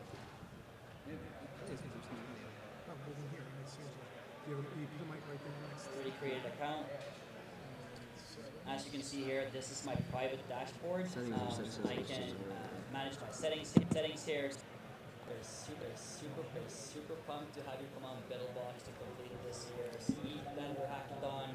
I'm gonna do a short tutorial with you on how to right. So let's jump into it. I'll hit the launch out here for BiddleBox.io. If you have not created an account previously, feel free to do so here. And we go through a process where you list your skills, your role, your interests, and that will follow you along your Biddle profile on BiddleBox. But for now, I'm just going to log in with my already created account. As you can see here, this is my private dashboard. I can manage my settings here, set bio, I can change my name, my role, my PFP, etc. On my dashboard, I can see my hackathons that are currently running, that are suggested for me to join. Right now, we have the CK Sync Air Hackathon and the ETHDenver Hackathon, which we're all here for. And let's just go ahead and jump into that landing page. So this is the landing page for ETHDenver 2023. As you can see, there's a call to action here to sign up. The submissions will open in 9 days, but you're free to register and create your projects before that. You can see the prize of money and the sponsors that are sponsoring the hackathon this year, which is awesome. And you'll see the bounties down here, sorted by tracks. So in the sponsor bounties tracks, we have something like 170 bounties, which is amazing. And you're free to apply to up to 10 of those sponsor bounties. In the ETHDenver track, we got 5 bounties that you can only apply to 1 per project. So be sure to pick one that you would like to build on for the total length of the hackathon. So I'm just going to go ahead and sign up for the hackathon. So this is where I will fill out the questionnaire. So I'm going to do Morty Peterson. My email is automatically fed into this questionnaire because for the ETHDenver hackathon, you have to create your accounts with the email that you registered for the hackathon with through the ETHDenver form. So be sure to do that because if not, you're not going to be on the whitelist to join the hackathon. I'm going to fill out my info here, so I'm going to do my Discord, my GitHub, my country, city. This is needed for the sponsors to be able to KYC you in case you win, so be sure to fill this out correctly. This part, you select where you heard about the hackathon, your skills. These are auto-filled from when you created your account, but you can remove them and swap them around if you want to work with other stuff in the hackathon. So I'm going to do JavaScript, Python, and I'm not going to be a business developer. I'm going to be a full stack developer, and I'm going to hit next. So this is the information I'm providing for the hackathon organizers and co-sponsors. I'm gonna accept that and sign up for the hackathon. Now I'm confirmed, I can either jump into Find a Team, where the Discord for SporkDAO is linked, and you can go ahead and try to find a team in the Discord, or you can wait with finding a team for later. You can always add teammates, remove teammates, and join other teams at a later stage if you meet someone in person at the event or whatever. So let's go ahead and create a project for the hackathon. As I went through the bounties earlier on the landing page, I saw there was a cool project or some cool bounties, and I wanted to work on those. So I'm just gonna do a project name here. I'm gonna do Fuzzy Duck, and it's a fuzzing tool for smart contracts. That's my plan to build in this hackathon. Gonna hit next, and here is where you show interests in challenges. Basically, that means that you're showing interest. You're not applying to them directly. You can always change them during the hackathon, but I suggest you select at least one track bounty from the ETHDenver bounties. So I'm gonna do the, let's see, I'm gonna do the infrastructure and scalability, and then I'm going to do, pick 10 bounties here as well from the sponsor bounties. Let's do these. Find another sponsor here. CK Sync bounty, there we go. And then these will be listed here. So I have picked 4 out of 10 sponsor bounties and 1 out of 1 ETHDenver track bounty. I'm gonna hit next. Here I can add team members. You can always do this later, but if you know your team members, you can invite them here. Remember, they have to be whitelisted for the hackathon as well. I'm gonna create my project. This is now my project page. As you can see, my submit project button is transparent. I cannot submit now because submissions won't open until, I think it's the evening of the 4th, and the submissions close the morning of the 5th. So be sure to submit your project within that time. I can see the hackathon I'm attending, my short description, my project name, and my team members here. This is where you'll be doing your work for the hackathon. You can add a video if you want to have a video presentation for the judges. You can add a long description of the project. You can add a demo URL if you have like a Vercel page or a demo website up and running of the project. You can add team members and remove team members. So I'm just going to add a team member here to show you how that's done. Add a team member. That invite was sent out, and I'll show you in the dashboard of that user afterwards how you accept the team invite. The challenges are not live, so you can't like submit to them right now. So I'm gonna do the milestones. Milestones are journaling that you have to do during the hackathon. So all projects in the hackathon needs to fill out these as you go along, and they will be prompted by the ETHDenver team. They open and close within certain times, and you'll get an email when they are soon to close. But be sure to check by the milestones to see that you have filled them out correctly. Settings, this is where you link to your work, code, etc. You can link GitHub, Google Drive, Dropbox, whatever you want to provide the judges when they do the judging. Demo URL, this is your Vercel app or whatever website. The video URL, this is the embed video that you want to have on your overview page here. The project name, the short bio, the long description, project logo, change that. Let's do that. Save. And then you can add your Twitter link, Discord server, Telegram email if you want that as well. That will be publicly displayed on the project as when it's submitted, and you can't change it anymore. This judging tab is showing to me because I'm a judge in the hackathon, but it won't be showing for any of the bidlers. So now I've changed my PFP. All is good. I will be able to submit the project when the submissions open. When you are submitting your project, basically what you're doing, you're gonna select the challenges that you're finally applying to. So I'm gonna add some more here. Now you see like I have 4 out of 10 challenges there. I'm gonna do one more near bounty, scroll bounty, and they will fill up. So the more I select here, like if I did something with threshold, I can add that as well. And when you submit, you'll basically be submitting to those challenges.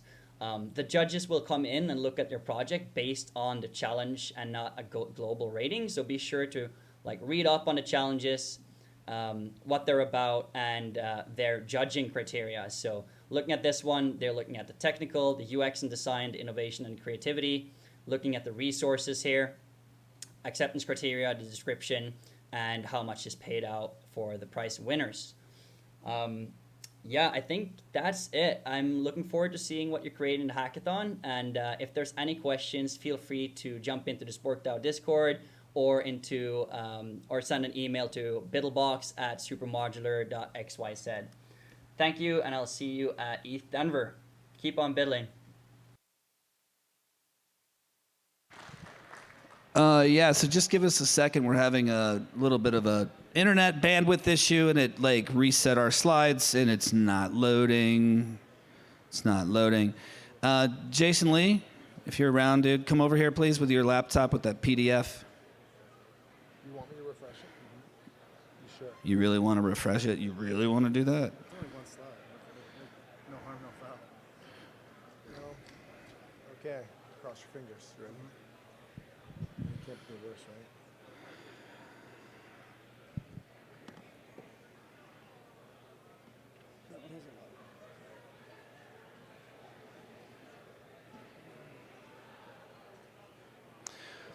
Well, while we're waiting, You want Josh to do his demo?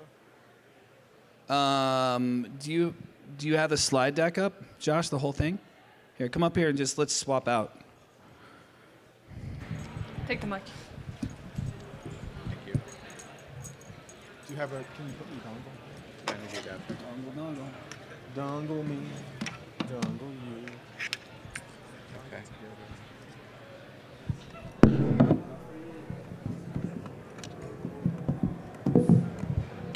So y'all hear about... Dude, do not make sounds like that, please. Not a party till somebody opens champagne. Yeah, well, we can open champagne later, but that was not champagne, so let's not make sounds like that. It freaks people out. Okay, so we're going to talk more about bufficorns. So last year at ETHDenver, we foreshadowed this thing called DNA swapping, but we've actually evolved the naming convention to buffitrate swapping. So it should be... Can we take the HDMI feed now and put it up? There you go. All right. So we talked about this last year, and we've been working on it all, like literally since the summer. We came out of hibernation from our buffa sleep after 2 months after the event last year, and we started working on the buffitrate swapper. So I'm going to let Josh explain all what this is, but essentially this makes bufficorns incredibly flexible in terms of an asset class, traits, desirability, rarity, I mean, all sorts of cool stuff. So Josh, you ready? Yeah. Oh, here's my first slide. All right, here's the second. So last year we debuted the Bufficorn Biddle Brigade. Lots of people minted them. I think we have like 4,200 unique holders. Ideally, we could get that all the way to 10,000. That would be amazing because there are 10,000 of them. So one of the first steps on our roadmap was launching the swap.bufficorn.com. ETHDenver is all about expressing your own inner creativity. And instead of trying to create a NFT suite where it's a digital country club that you have to spend an arm and a leg for, the floor has stayed relatively low, actually around mint, so that instead of trying to find the perfect bufficorn for you, you can just get whatever you want off the floor, and then with the community, trade for the traits that you like. This is co-creation. So we just did a 2-month beta test. It went really well. 32 people did 2,500 swaps. There were 708 unique bufficorns that were involved. Here are the stats. I don't need to go through all of them. Headgear was the most swapped trait. And then if you look over there on the right side, this Trippy with the little chain link earring, that was the most swapped. That's the DNA for number 23. Okay, I was told not to do a demo live because you know how those all turn out, but we're going to do it anyway. We're going to see if we've got internet, and we're going to try to do a live demo. So this is what it looks like. Here's the Bufficorn Biddle Brigade Trait Swapper. I put 6 in a demo wallet. Ooh, the internet's working all right. So these are my buffies. Over here on the right side is the person that you want to trade with. So the default is set to trade with yourself.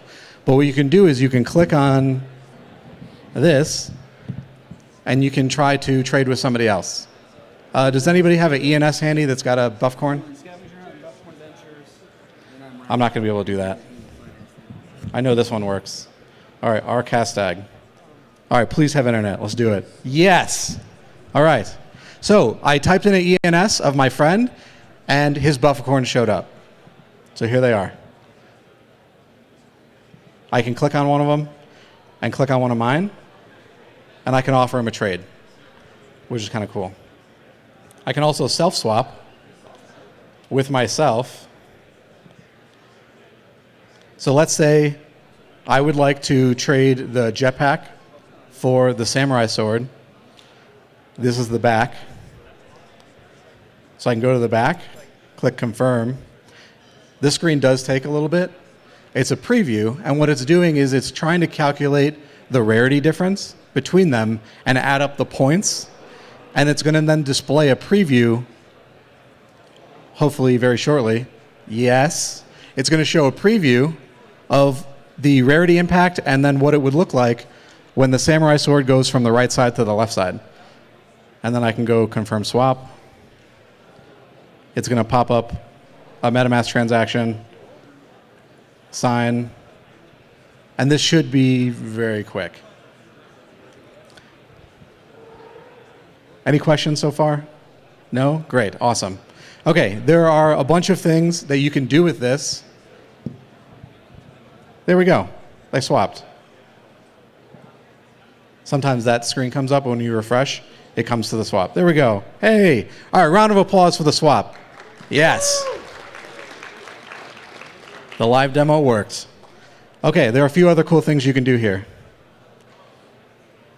No new notifications. I should not have refreshed. Okay, so from the home page, you can see the recently swapped items. So that worked. The swap that I just did showed up as the last swap. There's a list of the last 40 pages worth of swaps here.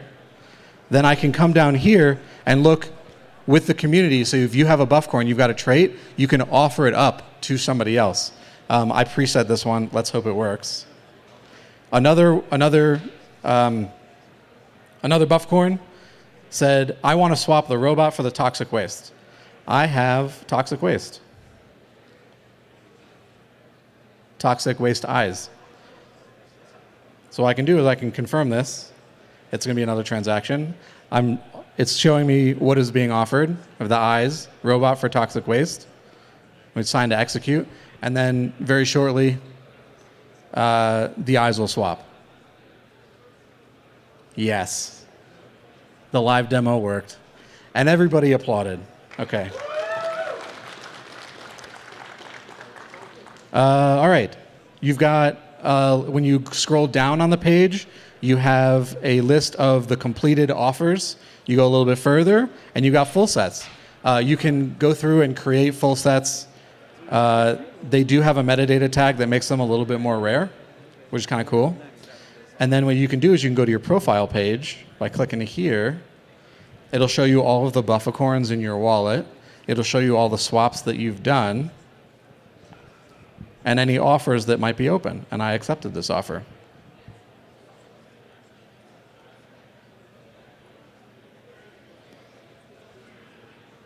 Is there anything else that I need to show you?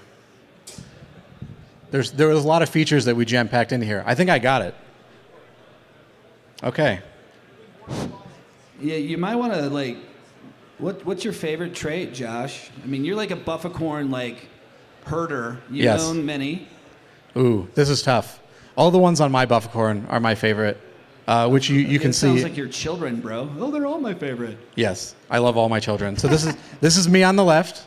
This is my uncle gave me a 30X Stetson, so I love my Stetson. Even though I always wear a blue hat, the yerba mate, love guayaki. If you're trying to get my good side, enlightenment is my favorite flavor. Oh, it's delicious. We got the colorful sweaters. We have guayaki here too. It's always here at ETHDenver, so it's like a thing. Of course, that's why it's a meme. Yes. In the Bufficorns. D20 die, because I'm a huge nerd. I like scuba diving, so that's why you got. And then I'm one of the founding stewards of Opolis, so I got my little work earring. There we go. Those are my favorite traits. Nice. Love it. What's your favorite trait? Mine? I love the Super Soaker. It's like my little favorite play toy. Yours has a Super Soaker. Why do you think I have it? Will you trade for a Super Soaker? No, I minted that one, but that's why part of the reason why I picked it. Well, we'll figure something else out to trade. The poker cards are cool too. Those are pretty rare. Oh, it's right here. Yeah, the Super Soaker. And I don't know if you guys even were paying attention to the potential alpha leak here, but nowhere in the existence of the last few years of Bufficorns has they ever had legs. You guys see that? Nobody noticed that. There's legs on that Bufficorn. Yeah, there is. Cool. All right. Thank you. I'll see. Before I let it go, we have a exclusive lounge at the core venue at the National Western. The Sport Castle. Yeah, the Sport Castle. You need one to get in. We'll be scanning based off of the WeLook cards and also in the WeLook app. There's a lot of really cool things we're doing in there. In-person trade swapping. There's a leaderboard that'll be launching where you'll be able to compete for trying to create the coolest or rarest Bufficorn or the least rare Bufficorn. Lots of different things we're going to be doing. And the artist, Sergio, who's been with ETHDenver since the beginning, will be signing photocopies of your Bufficorn. So get a Bufficorn, swap it, and bring it to the event. Awesome. Get a Bufficorn, everybody. All right. We're going to do a quick AV switch because we're having internet issues still. Are you direct plug? Or do you need an adapter? Okay, keep it on the HDMI feed, please.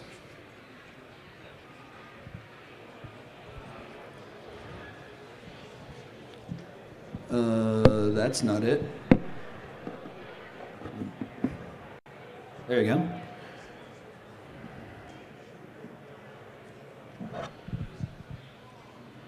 All right, yep, there you go. All right, so Witty Pixels, we're going to talk about that. So every year we do like engagement farming type of stuff. So again, experimentation. We try to, think about like incentives, game incentives to like get people to talk to each other, get to engage, explore a little bit, get out of your shell. Conferences don't do this kind of thing. So we, in 2019, built the first NFT scavenger hunt, and we're going to talk about our POAP integration as well after Witty Pixels. But Witty Pixels has built an engagement game for the event that you'll be able to participate in. You should have gotten a medallion that's on a lanyard to go along with your event badge, and he'll model that for you here in just a second. But without further ado, you want to come up, Aiden? Sure. Come on up. All right, take it away. Thank you. Hey. Yeah, I needed to do it. Good old memes never die. Picone! So super excited to be here today presenting Witty Pixels. It's something that we have put a lot of effort and love.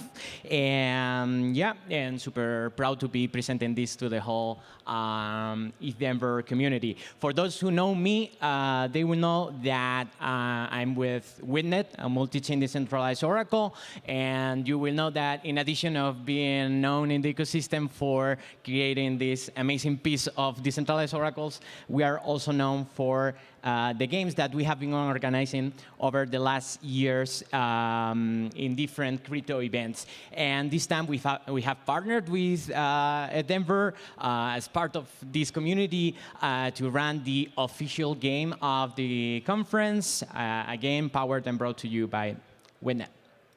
So all this Witty thing, if you have been to ETHDenver last year or SCC, LaceCon, a lot of different events, you are probably familiar with these eggs things, the Witty creatures things, whatever.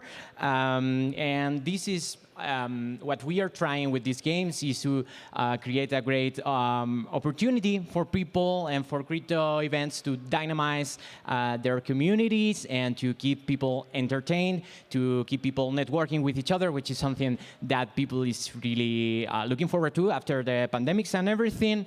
And each of these former editions of the games that we have been running have introduced different rewards, different prizes that have really get people engaged to the game. And so with ETHPixels this year, we are trying to paint together the future of crypto, and what we are trying to give everyone here in Denver is a once-in-a-lifetime opportunity to participate in the biggest collaborative act of NFT creation to date. So, by interacting with each other, networking with other attendees, what you will be doing is to collect pixels of different colors. There are actually six different colors that match the colors of the villages in which the main event will be distributed. And then you will be able to put those pixels into a shared canvas to create a true collaborative piece of artwork that will be minted as an NFT that will be fractionalized, and you will be able to own a fraction of the NFTs and some other goodies that I will explain now. So the most visual part of this thing is obviously the pendants. You will get one of these really great looking pendants in the shape of a palette. There are 6 colors. If you want to get them, you just need to go to the Witnet booth over there, next to the registration area. And as in previous Witnet-powered games, they have a QR code on their back. And once you scan that QR code, that will get connected to your browser, and you will own that badge. And then what you need to do is to go around networking with people, showing your QR code to them, and you will scan each other, and you will get pixels of the color of their palettes. So if I scan you, you will get 10 red pixels. The other big part of the thing is obviously the Canvas app. So this is already live on ETHPixels.art. I will not dare to do a live demo because the gods of live demos, they don't like him. They don't like me. So with this app, you can actually place the pixels into the canvas. You can see how many pixels you have of each color in the palette. You can choose the colors. You can choose the shades. You can see like your position in the leaderboard and everything. Another big innovation this year, it's something that it's going to be also very entertaining, is that you can get actually like extra pixels, like bonuses, by scanning QR codes that will be hidden all around the place at the different booths in the main event, also in different locations across the venue and so on. They look somehow like this one here. Please, AV people, if you zoom in, probably I will show you in a few seconds, and someone in the live stream will catch it, and that will be a first bonus that is available. Oh yeah, sorry, like that. Oh yeah, that will work.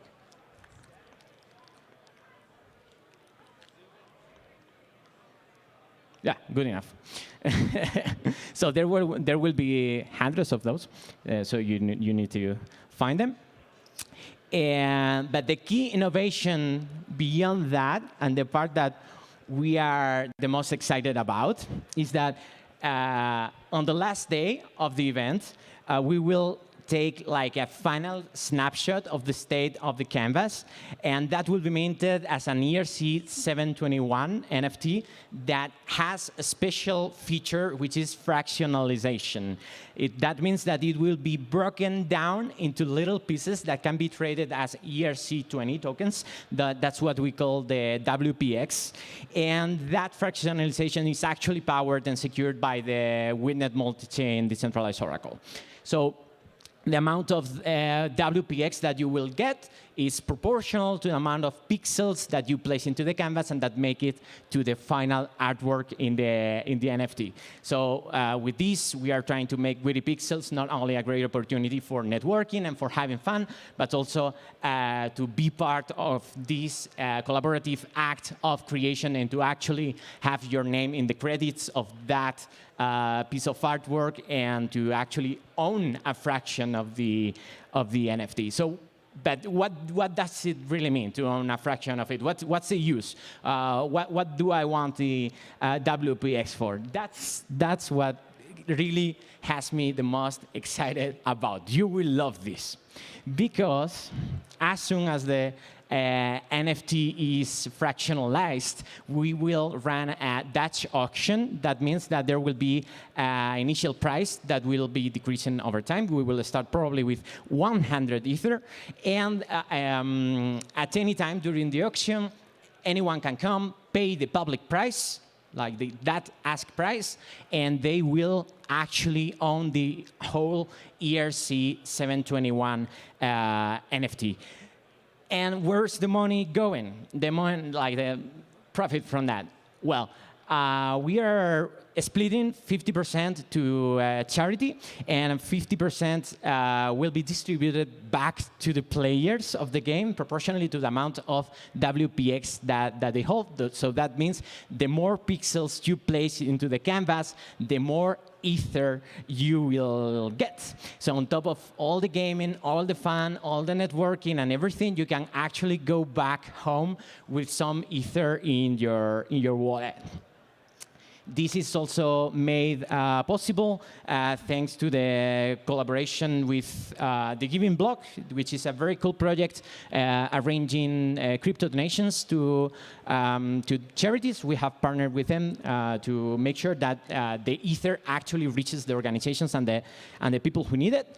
And I would also love to give final thanks to the Winnet team and the Winnet community for making all of this possible, and also to the ETHDenver organizers and the whole ETHDenver community, because without them we couldn't be able to build something so amazing. So let's see what we create together. Let's build together. Thanks, brother.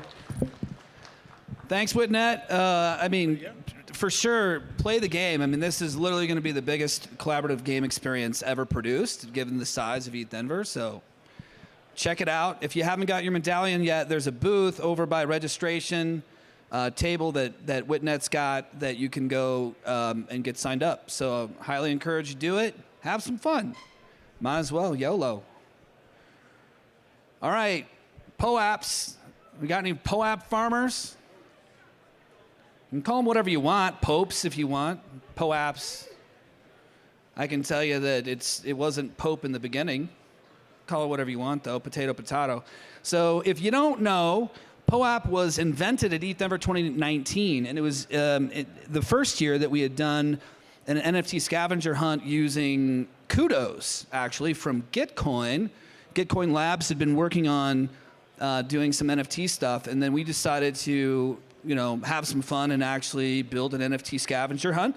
So in partnership with POAP, we've been doing this since. They've done it professionally. We did it amateurly. And now we've got a whole bunch of fun that's going to happen here. So Russell is going to introduce both our POAP scavenger hunt, and he's also going to talk about Bufficorn Ventures. And after that, we're going to wrap up. So take it away. Thank you. Okay, everyone. We're almost finished up here. So get excited. The POAP scavenger hunt. We have POAPs all over the place. All over the place. Every different zone that you go in, every different area, they all have POAPs. Many of the sponsors have POAPs. The sponsors are not just giving away POAPs to anybody. You actually have to go talk to them and stuff. So you have to get out of inside your own head and actually not just ask them for a POAP, but actually talk to them.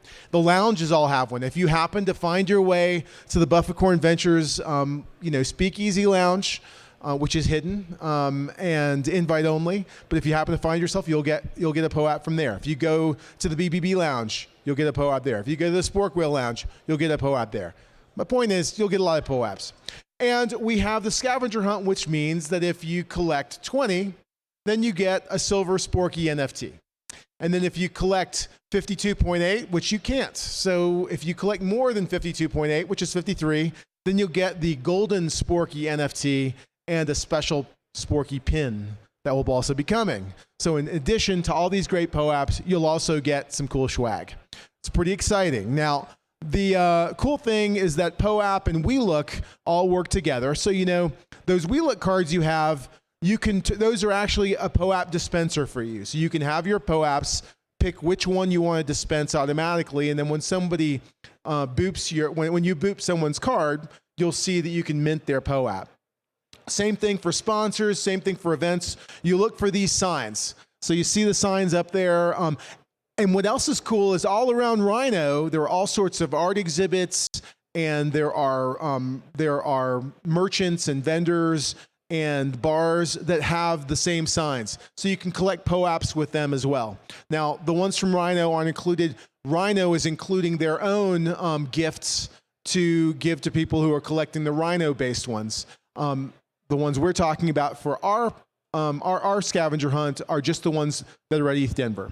But all you have to do is tap your phone to the chip that's right there where it says tap here, and you'll be able to collect that POAP. You just click mint POAP.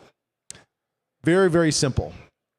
Okay, enough about that. Now let's talk a little bit about Bufficorn Ventures.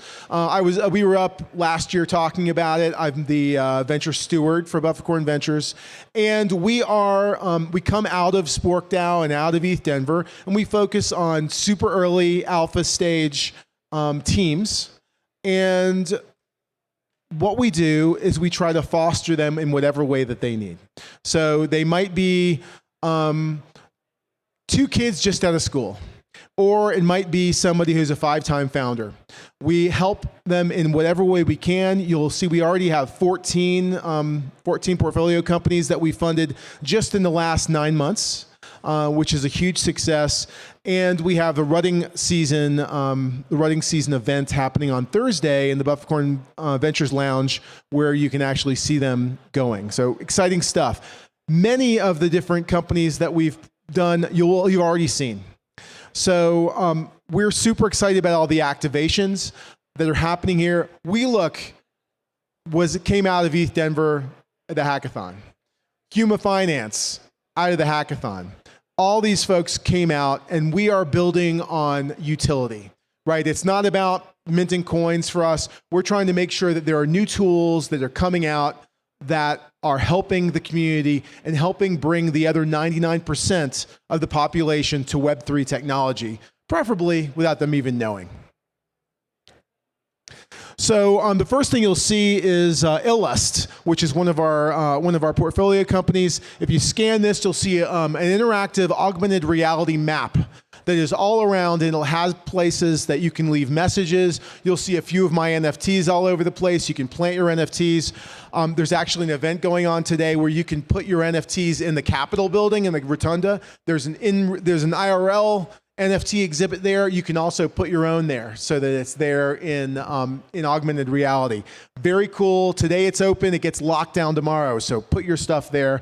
And then you'll be able to walk around and find cool things going on. They've also got this cool pop protocol, which only is visible when you're close enough to that point of presence that you can actually see it there. And so you can like hide things, or you can have a special note for somebody that happens to know to go to the corner of Larimer and 28th or something like that. Huma Finance, they're going to have a pitch a little bit later, but they are a DeFi track winner from last year. They are doing so well. They're already a sponsor. They're doing a mini summit. They are keynoting, and they're going to be part of Demo Day. So we're super excited. They've got bounties. Couldn't be more happy about what they're doing. Yoruba, last year they were known as Tavern Keeper, another winner from ETHDenver. And if you visit the ETHDenver Discord, you'll be able to do quests that they've added. Bufficorn Ventures actually uses them to onboard through our Discord as well. So they're doing amazing work, and get ready to build with them. New Frontier Works is another one. Mitch Valentine, somewhere around here, I saw him. And these are two different projects that they deployed. On the right-hand side for you is where you can mint a penguin NFT that actually allows you to sponsor an entire incubator that saves up to 200 penguin chicks in South Africa per year. Or if you don't have, if you're not ready to make that kind of commitment, for $18, you can mint an NFT penguin that will allow you to fund Penguins International, which is a local nonprofit. Katie, who runs it, is here somewhere running around as well. Spork Stars is really cool. You can spend 2 of your Spork to mint a new Spork Star token, a new NFT, which is really cool. There's also some other really cool things on that website that you might want to check out that I can't talk about. Finally, we've done a lot of talking about WeLook. You already know about them now. What I'm really excited about them is in real life token gating, which you're already experiencing here, and you'll see through the WeCard. Goodbye Ticketmaster, hello WeLook. And that brings us almost to the end. John, do you want to come back up and knock this one out of the park? Thank you. Thanks, dude. All right, we're coming to the end. You guys ready to be done with this? I am. Woohoo! Thanks, Russell. Okay. So, social media. Hang on, let me just finish this tweet. Okay. Social media. Twitter at EtherDenver. If you haven't seen it already, go check it out. Hashtags ETHDenver, Year of the Spork. Put a spork in it. And various Biddle iterations. So Biddle, Biddle-a-thon, Biddlers, you get it. Everything's good. You know, memes are great. We love it. We like photos too. So tag people, share. You know, you can hashtag hashtag Ethereum ETHDenver at EtherDenver. We like views. We like engagement. We like all sorts of stuff. I mean, it spreads the word, right? So we really like this stuff. Instagram at ETHDenver. Videos are great. You can add us. You can post your own content. You can do whatever you want. Like Buffy the Bufficorn sightings, take pictures, take videos, do all the fun stuff. Discord.gg/SporkDAO. This is where a lot of activity is happening. So if you have questions, especially about like BiddleX or from a sponsor or just the team in general, like go to the Discord. You can find people there that can answer your question in case you're not on site, or if you've got some other question that you can't particularly find somebody to help. And then last but not least, community really matters. So do this stuff. Social media is kind of part of the mainstream thing nowadays. So like we can't really get away from it. It's just around and we embrace it. So share your experiences. We like to see it. We love to see it. So check it out. Now, I just tweeted from my Twitter account at John Paller, okay? So doing that, I just put out an offer that if you follow me, you like and you retweet, I will randomly select somebody who does those things today and upgrade you to Spork Whale status. So I'd suggest you go grab that post right now and do that. That's a $2,500 value if you don't know, or 250,000 Spork stakes. So that's kind of a big deal. If you don't know what that means, there's like Spork Whale lounges. This is like our version of VIP. So I'm basically upgrading you, and I'll do that today. Couple of final things. Near Day happening on the main stage at the National Western Sport Castle. That's going to be a huge day for them, 9 to 5, and it's, like I said, on the main stage, incredible content from the Near ecosystem, ton of collaboration with the Ethereum ecosystem, fantastic speakers. I've seen the lineup, so if you're at the venue, which you've already got a ticket to be there, I would absolutely come. Near.org/Denver is where you can go to check that out. Shelling Point is also happening at the National Western Complex the same day. This is more of an unconference format. They have their own floor and their own area that they're doing this. Again, fantastic speakers, facilitators, leaders, visionaries, founders that are going to be a part of this regenerative effort that we've got happening at Shelling Point. Again, Thursday the 2nd, next week. And then our official opening party, powered by Near. The Sporked Out ETHDenver party is happening at the Mission Ballroom, and the doors open at 10:30 p.m. Now, the opening ceremony is going to close probably somewhere around, 9 o'clock that night. So like you'll have a little bit of a breather to kind of go get freshened up and then go out. And then last but certainly not least is our official closing party at the National Western. We are hosting a carnival theme. And it is, I just saw the lineup of the entertainment. It is going to be absolutely insane. And we're going to just put a punctuation mark on this, an exclamation point, I bet is probably a better way to put it. So we hope that you stick around for that. And that's going to happen right after the closing ceremonies, which closes about 5 o'clock on Friday. So back to this.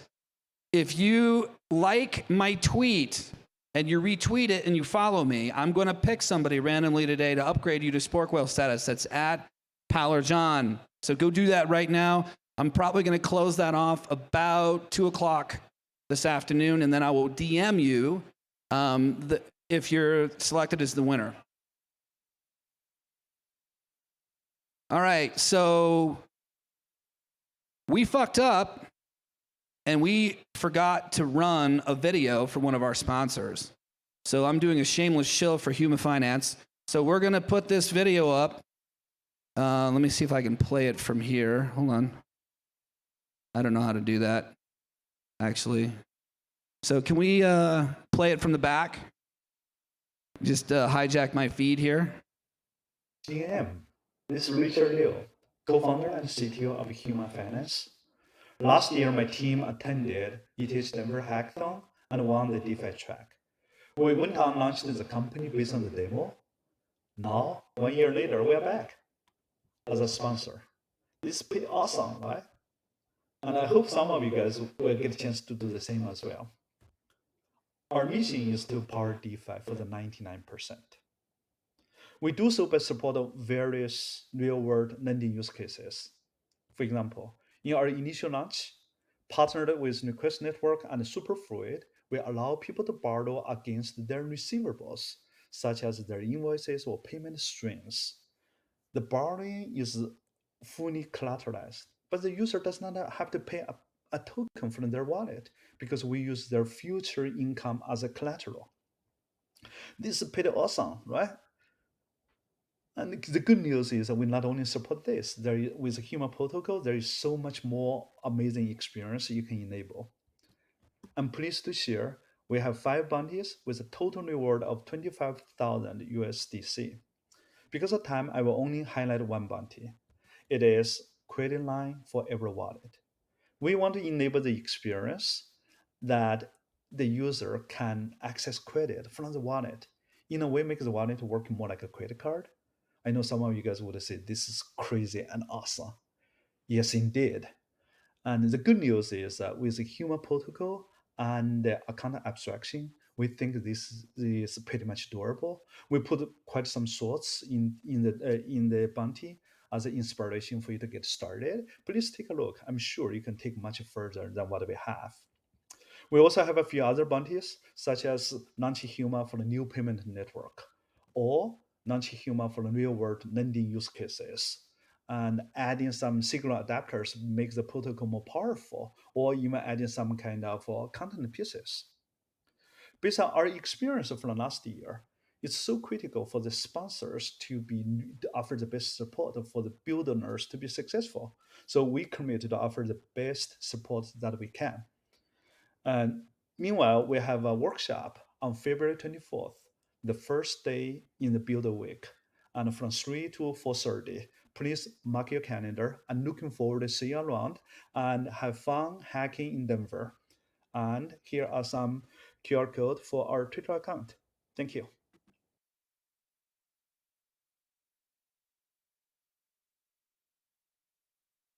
All right. So this is kind of the wrap up. And yeah, we're going to make it, right? Wagby? Is that what you said? Meme that. Tweet it at me. What are you doing, man? Come on, don't say it. Tweet it. All right, so a couple of special thanks. Thanks to the AV guys. We've had a sort of a little bit of a slow start today, making sure that the Wi-Fi is working. Production crews have done a fantastic job. Thank you to the volunteers, the crew, as we call them. Thank you to the stewards. Thank you to all the contributors. Thank you to you for being here. I mean this when we say this. We love this community. We love you. We care about your experience. We want you to have a fantastic one. Big tent, blank canvas, so you can express yourself in whatever way it makes sense for you. Obviously, be conscientious of those around you. Collaborate as much as possible. Biddle. And I'm going to be done for now. And we're going to start bounties here shortly. We're going to take a quick break, Jason. Then it's going to be all you, brother. All right, so ready, break, and then bounties presentations here shortly.